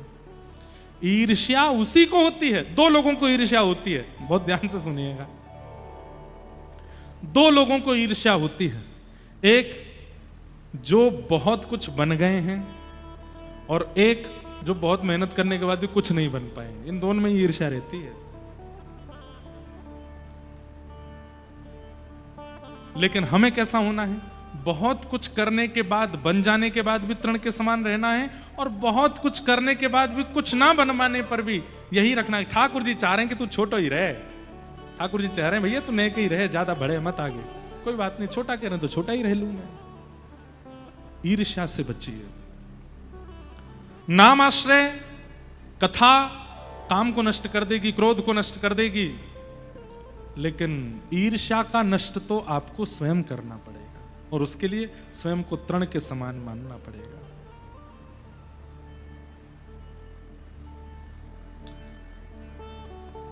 हम सब लोगों ने स्कूल में, आप सब जितने भी लोग यहां बैठे हैं, जो स्कूल गया है, हो ही नहीं सकता कि अपनी 8वीं 9वीं कक्षा में यह श्लोक आपको स्कूल में ना पढ़ाया गया हो। 9th के बाद हिंदी संस्कृत में चॉइस होती है, पर 9वीं से पहले 7वीं 8वीं में तो संस्कृत पढ़ाई ही जाती है हर बच्चे को। कॉन्वेंट स्कूल में भी पढ़ते हैं, अब की पता नहीं। और वहां एक श्लोक सबको पढ़ाया जाता है, नमन्ति फलिनो वृक्षा नमन्ति गुणिनो जना शुष्क काष्ठानि मूर्खाश्च न नमन्ति कदाचन। फलित वृक्ष झुकता है, जैसे फलित वृक्ष होता है उसका स्वभाव झुकने का होता है, ऐसे गुणी व्यक्ति का स्वभाव भी झुकने का होता है। लेकिन शुष्क काष्ठ जिसमें फल नहीं लगते वो सीधा खड़ा रहता है, और जिसमें फल नहीं लगते वो सीधा खड़ा रहता है, और आंधी आने पर उसका टूट के गिरने का चांसेस सबसे ज्यादा होते हैं। ऐसे ही जिस व्यक्ति के अंदर गुण नहीं होते, जिस व्यक्ति के अंदर फल नहीं होते, गुण नहीं होते, वो झुकना नहीं जानता, और दुनिया में जब तूफान आता है तो उसका गिरना निश्चित होता है। इसलिए झुक के रहिए, छोटे रहिए, ईर्ष्या कभी नहीं आएगी चित्त में। और ऐसे को ही भक्ति पथ का, धर्म पथ का, भागवत पथ का, वैष्णव पथ पर चलने का अधिकार है। और सीधी बात कह दें तो हरि प्रियों की जो लिस्ट है ना ठाकुर जी के पास, जिनसे ठाकुर जी प्रेम करते हैं, उस लिस्ट में अपना नाम चढ़ाने का आपको अधिकार मिल जाएगा। ठाकुर जी के प्रिय बन जाओगे। निर्मत्सराणाम सताम। विषय सुना, अधिकारी सुना। अब तीसरी बात, श्रीमद् भागवत हमारा किससे संबंध कराती है और कैसा संबंध कराती है? तो वैद्यम वास्तवमत्र वस्तु शिवदम तापत्रयो मूलनम। वैद्यम वास्तवमत्र वस्तु शिवदम। कथा ठाकुर जी से संबंध कराती है। और कैसा संबंध? कल्याणकारी। एक बात तो निश्चित है बंधु, अगर आप भक्ति पथिक बन गए हो तो आपके लिए भगवान भगवान तक नहीं रहेंगे, भगवान आपके कुछ हो जाएंगे। या तो उनमें पुत्र की भावना, या तो भाई की भावना, या मित्र की भावना, या गुरु की भावना, ये भावना तो प्रकट होगी। वो ईश्वर से थोड़े उठ जाएंगे ऊपर, और ईश्वर से उठ के कुछ अपने लगने लगेंगे। हमारे पुराने पुराने भक्तों की तो कथाएं आप खूब सुनते हो। नए नए भक्तों में भी आजकल 10, 15, 20 सालों में भी ऐसे ऐसे भक्त हुए हैं जिन्होंने ठाकुर जी से संबंध माया और ठाकुर जी ने उसको निभाया।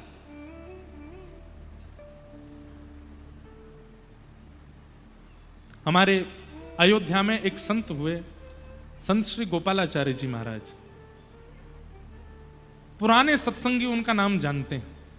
जो पुराने सत्संगी होंगे, बहुत सत्संग जिन्होंने किया होगा, वे उनका नाम जानते होंगे, संत श्री गोपालाचार्य जी महाराज। हमने तो उनका दर्शन नहीं किया, पर अयोध्या के संतों से उनके बारे में सुना है। वो अपने गोपाल जी को लाल जी बोलते थे। उनके राम जी रहते थे साथ में छोटे से, राम जी को लाल जी बोलते थे, और लाल जी की तरह ही भावना रखते थे। सुंदर सुंदर लीलाएं अपने आप चिंतन करते थे, अपने आप लीलाओं का चिंतन करते थे। और उन्होंने एक बार क्या किया, गुड्डे गुड्डे होते हैं ना, गुड्डे गुड़िया होते हैं रुई के, फॉर्म के, ऐसे उन्होंने हाथी, घोड़ा, गैया, ऊंट, शेर, ऐसे कुछ जानवर बनाए और उनको ठाकुर अपने लाल जी के सामने खिलौना के रूप में रखते थे। एक बार सब विद्यार्थियों से बोला, ऊपर बक्से में ठाकुर जी के खिलौना रखें, सब खिलौना निकाल के ठाकुर जी के सामने धरो, आज 56 भोग लगा है, ठाकुर जी का 56 भोग कराना है। बच्चों ने वो बक्सा निकाल करके सारे खिलौना निकाले, उसमें हाथी से लेके ऊंट, घोड़ा और ऊंट आदि सब थे उसमें, सब रुई के गुड्डा, सबको सामने रख दिया, 56 भोग लगाया। तो हमारे परम पूजनीय प्रातस्मरणीय श्रीमद जगतगुरु रामानुजाचार्य श्री राघवाचार्य जी महाराज, जो आज भी श्री अयोध्या धाम से पूरे विश्व भर में भागवत और वाल्मीकि रामायण की कथा करते हैं, हमसे बहुत प्रेम है महाराज जी का। उन्होंने बताई, वो भी थे उन बालकों में, बोले कि भैया हमने वो सारे गुड्डा गुड़िया निकाले और वो सब गुड़िया नहीं मतलब गुड्डा सब जानवरों के लाल जी के आगे रखे, 56 भोग लगाया और 56 भोग के बाद गुरु जी बोले अब सब गुड्डाओं को भीतर बक्से में धर दो। हमने सारे गुड्डा जैसे धरे, बक्सा बंद करने लगे तो बंद ही नहीं हो। क्यों? ज्यादा सामान हो गया, वो बक्से का जो डिब्बा था वो बंद ही नहीं हो, उस पर चढ़े बैठे हैं लेकिन वो बंद ही नहीं हो। तो हम लोगों ने जाके कहा गुरुजी आश्चर्य हो गया, जिस बक्से में से सारे रुई के गुड्डे निकाले, 56 भोग लगाने के बाद हम वापस रख रहे हैं, वही गुड्डे हैं, उतने ही हैं, लेकिन बक्सा बंद ही नहीं हो रहा है। तो गुरुजी बोले अभी बंद नहीं होगा। क्यों? बोले 56 भोग खाया है ना, सबका वजन बढ़ गया है, सबका पेट बढ़ गया है। बोले क्या करें फिर? बोले एक काम करो, एक एक हाथी, घोड़ा, गैया, ऊंट आदि सबको ऐसे पकड़ के थोड़ा थोड़ा चलाओ, थोड़ा चलाएंगे तो पाचन होगा, भोजन पच जाएगा, फिर रखो। बोले भैया हमने सत्य में घोड़ा ऐसे ऐसे चलाए, थोड़े घुमाए और थोड़ी देर घुमाने के बाद जब भीतर रखे सो ही बक्सा बंद हो गया सब पतले हो गए। कहने का अभिप्राय, संबंध मानेंगे आप ठाकुर जी से तो ठाकुर जी निभाएंगे। आपने उनको लाला माना है तो वो फिर लाला की तरह व्यवहार करेंगे। अब कई लोग ठाकुर जी को बालक मान लेते हैं, ठीक है ये हमारे लाला हैं, अपने लाला को तो एसी में सुलाते हैं, ठाकुर जी को तो पंखा भी बंद कर देते हैं रात को, अपने लाला को तो हर 5 मिनट में देखने जाते हैं, ठीक तो है, रो तो नहीं रहा, ठीक है ना, कुछ है तो नहीं। ठाकुर जी सुबह देखने के बाद रात्रि हो गई, अभी तक दिखे ही नहीं कैसे हैं। एक बात मानिएगा, हमारी संबंध बनाना बहुत सरल होता है, निभाना बहुत मुश्किल होता है। निभाने की ताकत हो तो ही बनाइएगा, क्योंकि संसार में संबंध बनाने के बाद नहीं निभाते हैं तो चलता है। लोग सोचते हैं बड़ा आदमी हो गया अब क्यों निभाएगा, लेकिन ये नहीं सोचेंगे बड़ा आदमी, ये कहेंगे अच्छा बड़ा आदमी बन गया, तुझे अभी दिखाता हूं कितना बड़ा आदमी है तू, मुझसे बड़ा आदमी है क्या। अगर ठाकुर जी से संबंध बनाया है तो निभाने की जिम्मेवारी रखिएगा, क्योंकि अगर आपने संबंध बना के नहीं निभाया तो ठाकुर जी रूठ जाते हैं, और ठाकुर जी अगर रूठ गए, दुनिया को मनाना बहुत सरल है, उनको रुझाना बहुत मुश्किल है।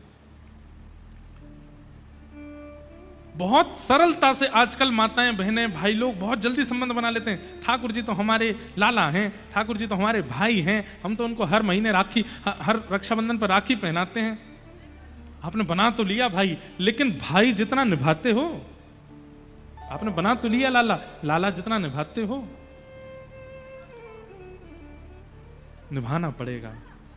प्रसंग आता है गोसाई श्री विठलनाथ जी,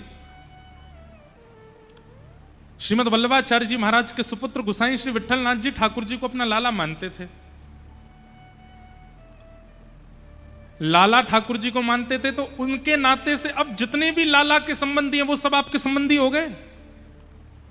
ठाकुर जी अगर आपके लाला हैं तो किशोरी जी आपकी कौन है? किशोरी जी आपकी बहू हैं। ठाकुर जी लाला हैं तो मधुमंगल, श्रीदामा ये सब कौन है? ये भी आपके लाला हैं। ठाकुर जी आपके लाला हैं तो रुक्मणी जी कौन है? रुक्मणी जी आपकी बहू हैं। वो भावना आपको रखनी पड़ेगी। अब हमसे लोग पता नहीं क्या क्या बोल देते हैं, कई लोग हमको गुरु जी बोलते हैं, कई लोग हमको महाराज जी बोलते हैं। एक कथा में एक व्यक्ति हमको जीजा जी बोल रहा था, मैंने कही जीजा क्यों बोली भैया तेने? बोले मैं किशोरी जी को अपनी बहन मानता हूं तो ठाकुर जी उनके घरवारे हैं और ठाकुर जी के आप सखा हो तो ठाकुर जी हमारे जीजा जी और जीजा जी के सखा भी जीजा जी, इसलिए जीजा जी। अभी एक नया सुनो, एक व्यक्ति अभी हमको नाथ द्वार में मिला। अभी मैं नाथ द्वारा गया था यहाँ आने से एक दिन पहले, तो निकल रहा था, तो जो लोग पहचानते जाते कुछ बोलते रहते, तो एक बालक बोला, नाना जी रुको। मैंने कहा अरे कौन सा देवता आए हो मेरो,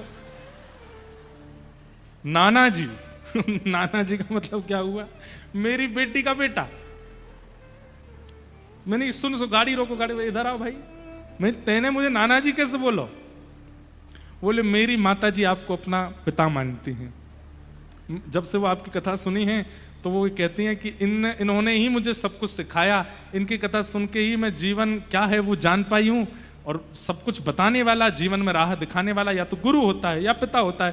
अब मेरी माता जी ऑलरेडी दीक्षा पहले ले चुकी हैं, तो गुरु तो उनके हैं, लेकिन आप भी उनको सिखाते हो, इसलिए वो आपको पिता मानती हैं। और वो आपको पिता मानती हैं तो मेरे तो आप नाना जी हुए ना। मैंने कहा जय हो भाई, तेरे धन्य भाग।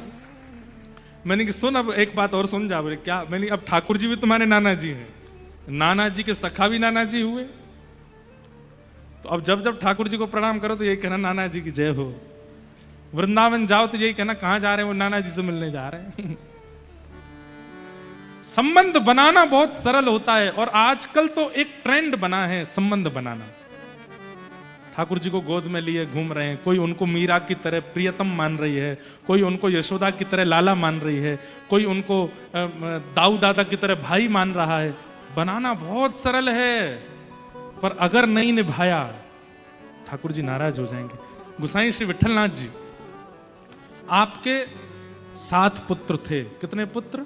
7। एक दिन आपने मंदिर जाते हुए एक चूड़ी पहनाने वाली को देखा, उससे कह दिया मेरी 7 बहुएं हैं, घर पे जाके उनको चूड़ी पहना दो और उसका जो भी वेतन हो हमसे ले लेना। मेहतरानी वो चूड़ी पहनाने वाली गई घर पे, और उसने जब 7 बहुओं को चूड़ी पहना दी तो 8वां हाथ आया किशोरी जी का। छोटे छोटे हाथ किशोरी जी ने अपने हाथ आगे किए। अब वो चूड़ी पहनाने वाली बोली मेरे को तो 7 की आज्ञा, लेकिन इतनी सुंदर, इतनी सुकुमारी और नेक्सी सी लाली हाथ आगे कर रही है। रुका नहीं गया, उसने पहना दिए और जाकर के गोसाई विठलनाथ जी से कहा मैंने आपकी 8 बहुओं को चूड़ी पहना दी। गोसाई जी विठलनाथ जी बोले 8 नहीं 7 बहू हैं हमारी। बोले 7 हैं पर मैंने तो 8 को पहना ही है, 7 तो बड़ी बड़ी आई थी, 8 भी छोटी सी आई थी। गोसाई जी बोले देखो तुमको पैसा ज्यादा चाहिए तो तुम हमसे मांग लो, लेकिन ये झूठ मत बोलो, 8वां कोई है ही नहीं। हमारे घर में केवल 7 महिलाएं हैं और वो 7 पुत्रों की पत्नी हैं, 8वीं कौन सी आ गई? बोले आपको नहीं पैसा देना तो मना कर दीजिए, लेकिन मैंने चूड़ी 8 को पहनाई। जब गोसाई जी ने पैसे नहीं दिए 8वें हाथ के, तो रात्रि में स्वप्न में किशोरी जी आई और रोने लगी। किशोरी जी को रोता देख गोसाई जी बोले हे प्रिया जी, हे श्यामाजू, आप क्यों रो रही हो? बोले आप मुझको अपनो नाय मानो या मारे रो रही हो? बोले क्यों? बोले आप ठाकुर जी को अपनो लाला मानो? बोले हाँ। बोले वो लाला भाई तुम्हें कौन भाई?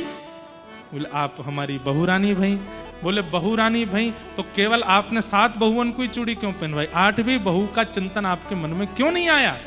और मैंने अगर अपने आप हाथ बढ़ा के चूड़ी पहन ली तो आपने पैसे नहीं दिए उसको। ये बात सुनकर के गोसाई जी बहुत रोए। बोले मुझको क्षमा कर दो, मुझसे अपराध है क्यों? गोसाई जी तो इतने बड़े प्रेमी हैं कि उनके अपराध को क्षमा कर दिया, लेकिन हम इतने बड़े प्रेमी नहीं हैं। अगर हमसे चूक हुई ठाकुर जी क्षमा नहीं करेंगे। इसलिए लाला मानिए, प्रियतम मानिए, पति मानिए, भैया मानिए, गुरु मानिए, जो जी चाहे मानिए ठाकुर जी को, लेकिन एक बात याद रखिएगा, निभाना पड़ेगा। और अगर नहीं निभाया तो ठाकुर जी नाराज हो जाएंगे। और ठाकुर जी अगर नाराज हो गए, रूठे चाहे राजावा से कछु ना काजा, एक तू ही महाराजा और कौन पास जाएंगे। रूठे चाहे भाई वासे कछु ना भलाई, एक तू ही है सहाई और कौन को सराएंगे। रूठे चाहे विश्व और शत्रु 8 याम, एक तेरे चरणन के नेह को निभाएंगे। जग सारा झूठा एक तू ही है अनूठा, रूठ जाए चाहे सारा जग पर तू ना, रूठा चाहे सब रूठ जाए पर ये ना रूठे। आपको पता है भगवान पांडवों की रक्षा क्यों करते हैं? तो लोग कहते हैं क्योंकि पांडव उनके भाई हैं। कौरव भाई नहीं थे भगवान के? कौरव भी तो भाई हैं। लेकिन उन्हीं भाइयों के विपक्ष में खड़े हैं ठाकुर जी, और विपक्ष में खड़े होकर अर्जुन का कहते हैं धनुष चढ़ा, बाण चढ़ा धनुष पर और चढ़ा दे, चला दे इसके ऊपर। वो भी तो भाई है, उनके प्रति ऐसी भावना क्यों? उनके प्रति ऐसी भावना क्यों? क्योंकि रूठ गए ठाकुर जी। रूठे हुए यदुवंशियों को भी स्वीकार नहीं किया ठाकुर जी ने। भगवान जिनका नाम ही है पतित पावन, क्या नाम है? पतित पावन का मतलब क्या है? क्या चाहे जितना बड़ा ब्राह्मण आपको श्राप दे दे, उस श्राप को दूर करने की सामर्थ्य ठाकुर जी में है। उस श्राप को दूर करने की सामर्थ्य ठाकुर जी में है। क्या भगवान यदुवंशियों पर लगे हुए श्राप को मिटा नहीं सकते थे? यदुवंशियों को श्राप लगा कि आपस में लड़ झगड़ के पूरा यदुवंश खत्म हो जाएगा। भगवान चाहते तो उन यदुवंशियों को भी श्राप मुक्त कर सकते थे, लेकिन क्यों नहीं किया? क्योंकि रूठ गए यदुवंशियों से। क्यों रूठ गए? भगवान अपने बच्चों को समझाते हैं कि मेरे संतान होते हुए भी, मेरी परिवारीजन होते हुए भी सत्संग मत छोड़ा कीजिए, नित्य सत्संग किया करो। तब भी वो सत्संग नहीं करते थे, इसलिए रूठ गए थे ठाकुर जी। ठाकुर जी अगर राजी हैं तो दुनिया का कोई बाल बांका नहीं कर सकता, और ठाकुर जी अगर रूठ गए तो नहाते नहाते आपके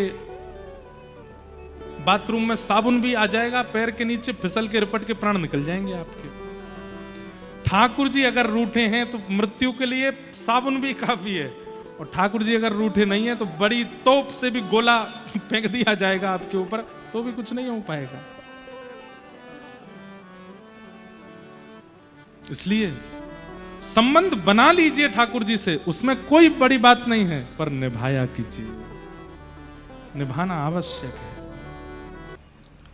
परम सौभाग्य आज श्री महामंडलेश्वर परम पूजनीय श्री मिथिला बिहारी दास जी महाराज धर्मपुरी से हमारे मध्य पधारे हैं। महाराज जी को बहुत बहुत प्रणाम, बहुत बहुत वंदन। संतों का आगमन कथा में भगवत आगमन के समान ही होता है। ऐसा ही मानना चाहिए कि साक्षात ठाकुर जी ही इनके रूप में कथा में पधार रहे हैं।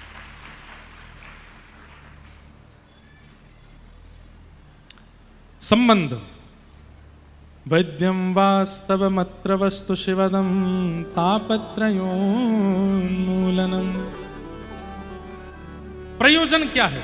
विषय, अधिकारी, संबंध, और अब चौथी बात प्रयोजन। कथा का प्रयोजन क्या है? कथा क्या करती है? तो कहते हैं तापत्रयोन्मूलनम। 3 प्रकार के ताप होते हैं, आदि दैविक, आदि भौतिक और आध्यात्मिक।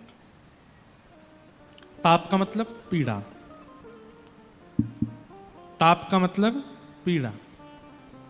और ये पीड़ा सबके जीवन में आती है। इस संसार में पीड़ा से निवृत्त कोई नहीं हो सकता, लेकिन एक होता है बस। कोई कहे धनवान सुखी, कोई धनवान कहे राजा को भारी, राजा कहे महाराजा सुखी, महाराजा कहे सुख इंद्र को भारी, इंद्र कहे चतुरानन को सुख, ब्रह्म कहे सुख विष्णु को भारी, तुलसीदास विचार कहें हरि भजन बिना सब जीव दुखारी। हरि आश्रित जो हैं, हरि भजनानंदी जो हैं, उनको दुख नहीं होता, उनको कष्ट नहीं होता। हरि आश्रित लोगों को जब आप देखेंगे, हरि आश्रित कैसे रहते हैं? सामान्य सी कुटिया में रहेंगे, सामान्य सा आसन बिछा करके रह लेते हैं, जैसा मिल जाए वैसा पा लेते हैं, जब मिल जाए तब सोने में। अभी वृंदावन में बाढ़ आई, एक बाबा पता है वो परिक्रमा मार्ग में ही रहते थे, परिक्रमा मार्ग पूरा जल में डूब गया। कहीं आश्रम में उनका कोई कमरा नहीं, कोई कुटिया नहीं, बेचारे पेड़ के ऊपर रहते हैं और इतने मस्त आनंद में रहते हैं, पेड़ के ऊपर ही सोते हैं। लेकिन उनको पूछा गया कि आपको पीड़ा नहीं होती? बोले नहीं। पीड़ा देखा जाए तो है, पेड़ पे सोना कोई सुख की बात तो नहीं है, पर पीड़ा का अनुभव होना बंद हो जाता है भागवतों का। भगवत आश्रितों के चित्त में फिर पीड़ा नहीं होती।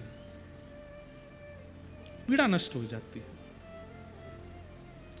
तापत्रयोन्मूलनम, 3 प्रकार के तापों का उन्मूलन करती है।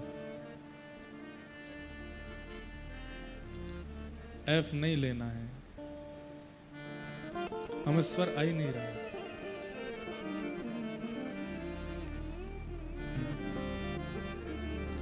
तापत्रयोन्मूलनम, 3 प्रकार के तापों का उन्मूलन।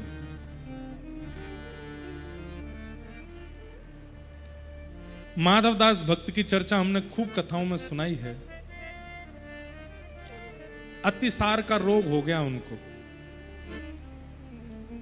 और उस अतिसार के रोग में वो ना तो मंदिर जा पाते थे, ना कुछ कर पाते थे, पड़े पड़े केवल बिस्तर पर ही मलमूत्र का त्याग करते थे। माधवदास जी के पास कोई सेवक भी नहीं था, तो स्वयं जगन्नाथ जी सेवक बनकर के आए और सेवा करते थे माधवदास जी की। तो माधवदास जी ने एक दिन उठकर के ठाकुर जी से कहा, आप सेवा क्यों करते हो, मुझे अच्छा नहीं लगता। ठाकुर जी बोले, जैसे तुम लोग मेरी सेवा करते हो ऐसी मैं भी कभी भक्तों की सेवा करता हूं। तो माधवदास जी बोले, आप तो भगवान हो, आपको सेवा करने की क्या आवश्यकता है। आप चाहो तो जो पीड़ा है उस पीड़ा से हमको दूर कर सकते हो, उस पीड़ा को आप नष्ट कर सकते हो। आप अगर चाह लें तो अतिसार का रोग जो मुझे हुआ है वो रोग ठीक कर दीजिए ना, मेरी सेवा क्यों कर रहे हो। तब ठाकुर जी ने यहां जो उत्तर दिया है वो सुनने लायक है, बहुत ध्यान से सुनिएगा। ठाकुर जी कहते हैं, देखो माधव, जीवन में जो पीड़ा आती है, अगर व्यक्ति उस पीड़ा को नहीं भोगेगा और उस पीड़ा से भाग करके अनेक उपाय यत्न करके उस पीड़ा से बचने का प्रयास करेगा, तो वो पीड़ा जो उसको भोगनी थी वो अधूरी रह जाएगी, और अधूरी पीड़ा भोगने के लिए उसको फिर से जन्म लेना पड़ेगा और फिर उसको भोगना पड़ेगा। मतलब औषधि लेना अच्छा है,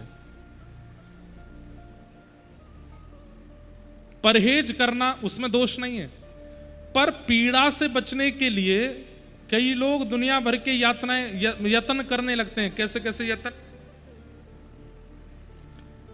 पेड़ पे नारियल बांध आओ, चौराहे पे दिया धर आओ, घर के बाहर काली मैया टांग लो, घर के भीतर ऐसे ऐसे वो लगा लो, इस वाली दीवार पे वो वाली चीज लगा लो, यहां पे ऐसा कर दो, ऐसा सब लोग यत्न करते हैं। आपका विश्वास है, एक बात बोलें, जिनका अतिशय विश्वास होता है उनके साथ घटनाएं होती भी हैं, और जिनका विश्वास नहीं होता उनके साथ नहीं होता कुछ भी, सब ठीक मंगल में रहता है, चकाचक आनंद रहता है।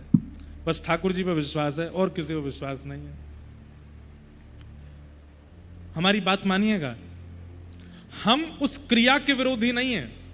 क्रियाएं शास्त्रों में भी कई बताई गई हैं, ऐसा करने से ये होगा, शंकर जी पर ये चढ़ाने से ये हो जाता है, शंकर जी पर ये करने से ये हो जाता है। एक बार हमारी कहीं कथा चल रही थी, तो कथा से मैं घर गया एक दिन के लिए।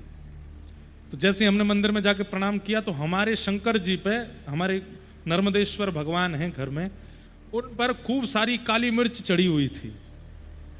मैं देख करके घबरा गया। हमारी एक बुआ जी आई हुई थी घर पे 2-4 दिन के लिए, उनको कहीं से पता चला कि काली मिर्च चढ़ाने से ये होता है, तो वो काली मिर्च चढ़ा रखी थी।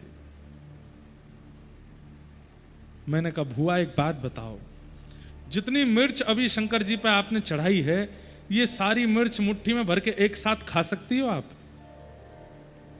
ना, ऐसे तो ना खा सकूं मैं, ब्रज भाषा में बोली। मैंने कहा, अच्छा चलो एक काम करते, इसको पीस करके गले से लेके पैरों तक सब जगह इसका लेप लगा सकती हो आप? नहीं लगा। तो मैं शंकर जी पर क्यों चढ़ा दी? मैंने कि मानो उन्होंने खाई भी होगी तो क्या कंठ में पीड़ा नहीं होगी? बेचारे नीलकंठ हैं तो कुछ भी खवा दो उनको। बेचारे भोले बाबा हैं, शरीर पर भस्म लगाते हैं, तो क्या आप काली मिर्च उनके पूरे अंग पर लगा सकते हो? अरे मैंने या मारे नाए लगायो, मैंने तो या मारे लगायो कि मुंह को कहीं ते पता चलिए ऐसा करवे तो जे काम है जाए। मैंने कि अच्छा, अपना काम बनता उसके बाद में पर जनता नहीं, जाए भगवान, हमारा काम बना दो बस। तुमको चाहे मिर्च लगे, तुम्हारे चाहे शरीर घिस जाए। शंकर जी को जब नहलाने जाते हैं कई लोग, देखिए हमारी एक बात बहुत ध्यान से सुनिए, पंचामृत अभिषेक जब आप करते हैं तो दूध डालते हैं, घी डालते हैं, शहद डालते हैं, घृत डालते हैं, उसके बाद जब शक्कर डालते हैं तो चीनी मत डाला कीजिए, चीनी कठोर होती है। या तो गुड़ पीस करके उसका शक्कर हो, या फिर ओरिजिनल शक्कर हो, बूरा हो, जो इतनी कठोर नहीं होती। कई लोग साबुत चीनी डाल करके और फिर जो रगड़ा मारते हैं शंकर जी पे, उसके बाद ऐसा लगता है कि शंकर जी कितने छाले पड़ गए होंगे मुख पे। एक बार वृंदावन में एक आश्रम में एक महाराज जी थे, जानकीनाथ भगवान की सेवा करते थे। उनको किसी यजमान ने कलकत्ता बुलाया, तो वैसे कहीं जाते नहीं थे, लेकिन बहुत आग्रह किया तो अपने एक सेवक को बोले कि तुम सेवा करना, और स्वयं कलकत्ता चले गए। महाराज जी कलकत्ता पहुंचे रात, और उस सेवक से कह के गए बहुत अच्छी सेवा करना, लौट करके आऊंगा, ठाकुर जी अगर मुझको बढ़िया दिखे तो मैं तुमको इनाम में कुछ दूंगा। सेवक ने सोचा ऐसी सेवा करूंगा गुरु जी भी याद रखेंगे। महाराज जी जैसे कलकत्ता पहुंचे तो रात में स्वप्न में क्या देखा, उनकी सेवा के ठाकुर जी के गाल पे घाव हो गया, नाक पे घाव हो गया, माथे पे घाव हो गया, हाथों पर घाव हो गया। जैसे कोई व्यक्ति, कोई बालक साइकिल चलाते गिर जाता है तो उसके पैर घुटने छिल जाते हैं ना, ऐसे छिल गए ठाकुर जी, और हल्का हल्का रक्त निकल रहा है। ये देखते ही वो महाराज जी रात में ही कलकत्ता से वापस भागे, सत्य घटना है। और वापस आकर के ठाकुर जी को जब मंदिर में देखा तो ठाकुर जी तो चमक रहे थे, मुख चमक रहा है, हाथ चमक रहे हैं, और महाराज आंखें चमक रही हैं। सेवक को बुलाया, वो इधर आओ, ठाकुर जी इतने चमक कैसे रहे? बोले देख लो गुरु जी, आपने कहा था ना ऐसी सेवा करना। बोले मुझे ये बताओ चमक क्यों रहे हैं? बोले कल जैसे ही आप गए, मैंने बढ़िया बाल्टी में पानी लिया, उसमें सरफ डाला, और सरफ घोल करके बर्तन मांजने वाला जो मांजना होता है उससे ठाकुर जी रगड़ रगड़ के कल नवा दिए मैंने। महात्मा बहुत रोए। उसी समय एक लेप बनाया और एक औषधि बनाई, औषधि बना करके ठाकुर जी के सर्वांगीण अंग पर तब तक लगाते रहे जब तक ठाकुर जी पुनः स्वप्न में स्वस्थ नहीं दिखे। 15 दिन बाद जब ठाकुर जी हंसते खिलखिलाते स्वप्न में आए, तब लेप बंद किया। ठाकुर जी के प्रति ऐसी भावना कैसे कर सकते हैं?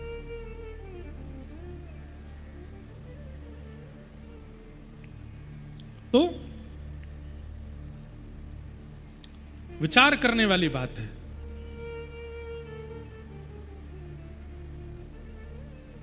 माधव दास जी बोले कि नाथ आप तो भगवान हो, पीड़ा दूर कर दीजिए। ठाकुर जी बोले अगर पीड़ा अधूरी रह गई तो उसको पूरा करने के लिए तुम्हें दोबारा आना पड़ेगा। उसके लिए व्यक्ति यत्न कितना भी कर ले, और यत्न उपाय हैं भी, पर हमारी प्रार्थना मानिए यत्न ज्यादा मत किया कीजिए। रोग हो जाए औषधि लो, परहेज करो, पर इस प्रकार से शंकर जी पे कुछ डाल दिया, महादेव जी पे, हनुमान जी पे कुछ चढ़ाया है, जो नियम शास्त्रों में है उससे अतिरिक्त कुछ मत कीजिए अपनी सुख सुविधा के लिए। उससे होगा क्या पता है? शंकर जी डर के मारे कि कहीं दोबारा मिर्च नहीं चढ़ाए, आपके कष्ट दूर भगा देंगे इसका कष्ट दूर करो, फिर से मिर्च चढ़ा देगा। लेकिन शंकर जी ने जो कष्ट दूर किया है वो कष्ट अधूरा रह जाएगा, और वो अधूरा दोबारा भोगने के लिए फिर से आना पड़ेगा। इसलिए ठाकुर जी कहते हैं दो ही उपाय है, या तो कष्ट भोग लो, या फिर इतना नाम आश्रय लो, इतना तप करो, इतना जप करो कि उस जप के प्रभाव से तुम्हारा प्रारब्ध से मिलने वाला कर्म नष्ट हो जाए। कर्म नष्ट के दो ही उपाय हैं, या तो नाम जप करके उस कर्म को नष्ट कर दो। अच्छा, नाम जप से क्या होता है पता है? कर्म पूरी तरह नष्ट नहीं होता, जो विशाल था वो सूक्ष्म हो जाता है, होता आएगा जरूर। जो पहाड़ गिरने वाला था वो कंकड़ बन के गिरेगा, लेकिन गिरेगा जरूर। नाम इतना कर देता है, पैर कटने वाला था पर कटा नहीं, एक सुई लग गई बस पैर में। और दूसरा उपाय, या फिर उसको भोग लो। जीवन में आया है तो उसको सह लीजिए, भोग लीजिए। एक प्रकार से जीवन में कष्ट जो होते हैं वो निवृत्ति का स्वरूप है। कंटक कट रहा है आपका, भोग लीजिए उसको।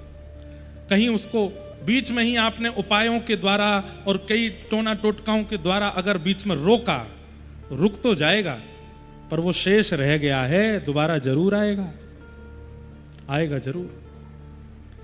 इसलिए भैया कलयुग में रहते हैं हम आप सब लोग। इतनी ज्यादा भागदौड़ क्यों करते हो, इतने विचलित क्यों होते हो? हरि नाम बोलो, आनंद में रहो, जो मिले सब स्वीकार करो।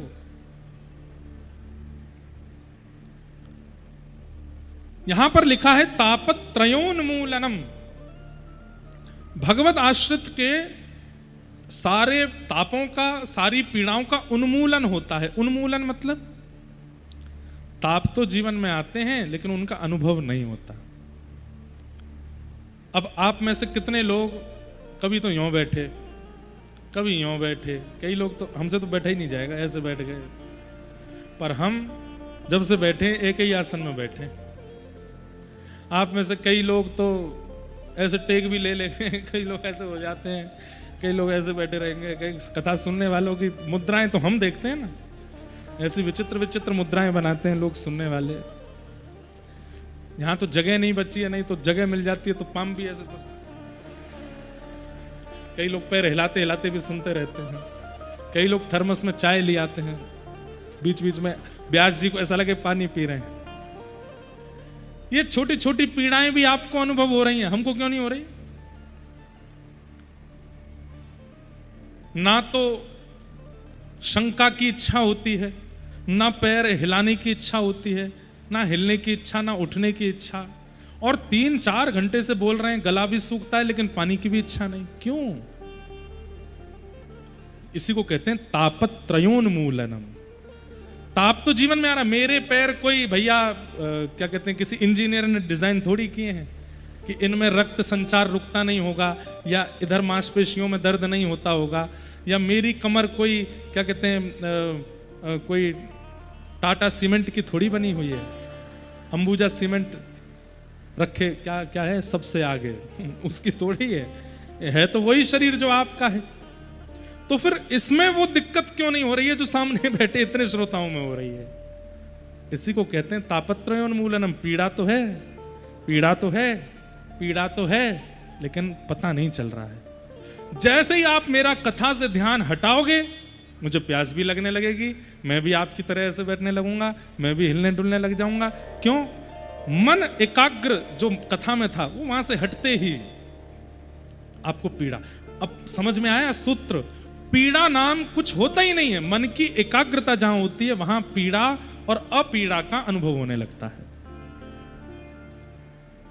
कई लोगों को यहां बहुत सुख मिल रहा है, आनंद आ रहा, कई लोगों को यहां भी पीड़ा हो रही है। कब होगी पूरी कथा? यार व्यास जी 3 घंटा है, बोले ही जा रहे, बोले ही जा रहे, बोले ही जा रहे। समझ गए भैया बात? अब ठीक है, बस करो, चलते बनो। कई लोगों को कथा में पीड़ा होती है।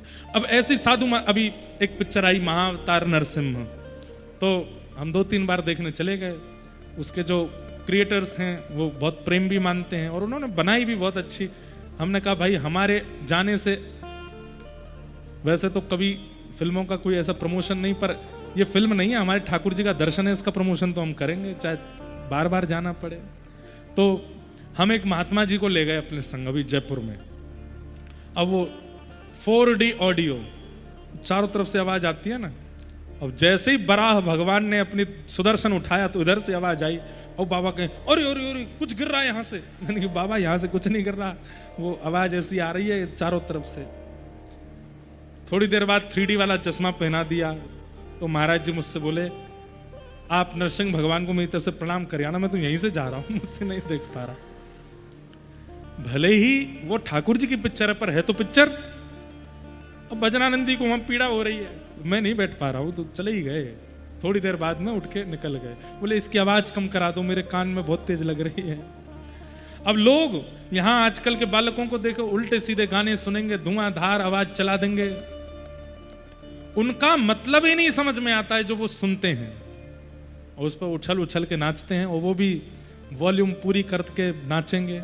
अरे इससे बढ़िया कीर्तन में नाचो, भजन में, उनका कोई मतलब तो है, इनका कोई सार तो है। और एक बात और बोल दें आपको, जब भजन में नृत्य करता है ना व्यक्ति, मीरा भाई नृत्य करती थी जब कीर्तन हो जाता था शुरू, तो भजन में जो नाचता है 84 लाख योनियों में फिर नाचना नहीं पड़ता उसको, सब जगह से निवृत्त हो जाता है।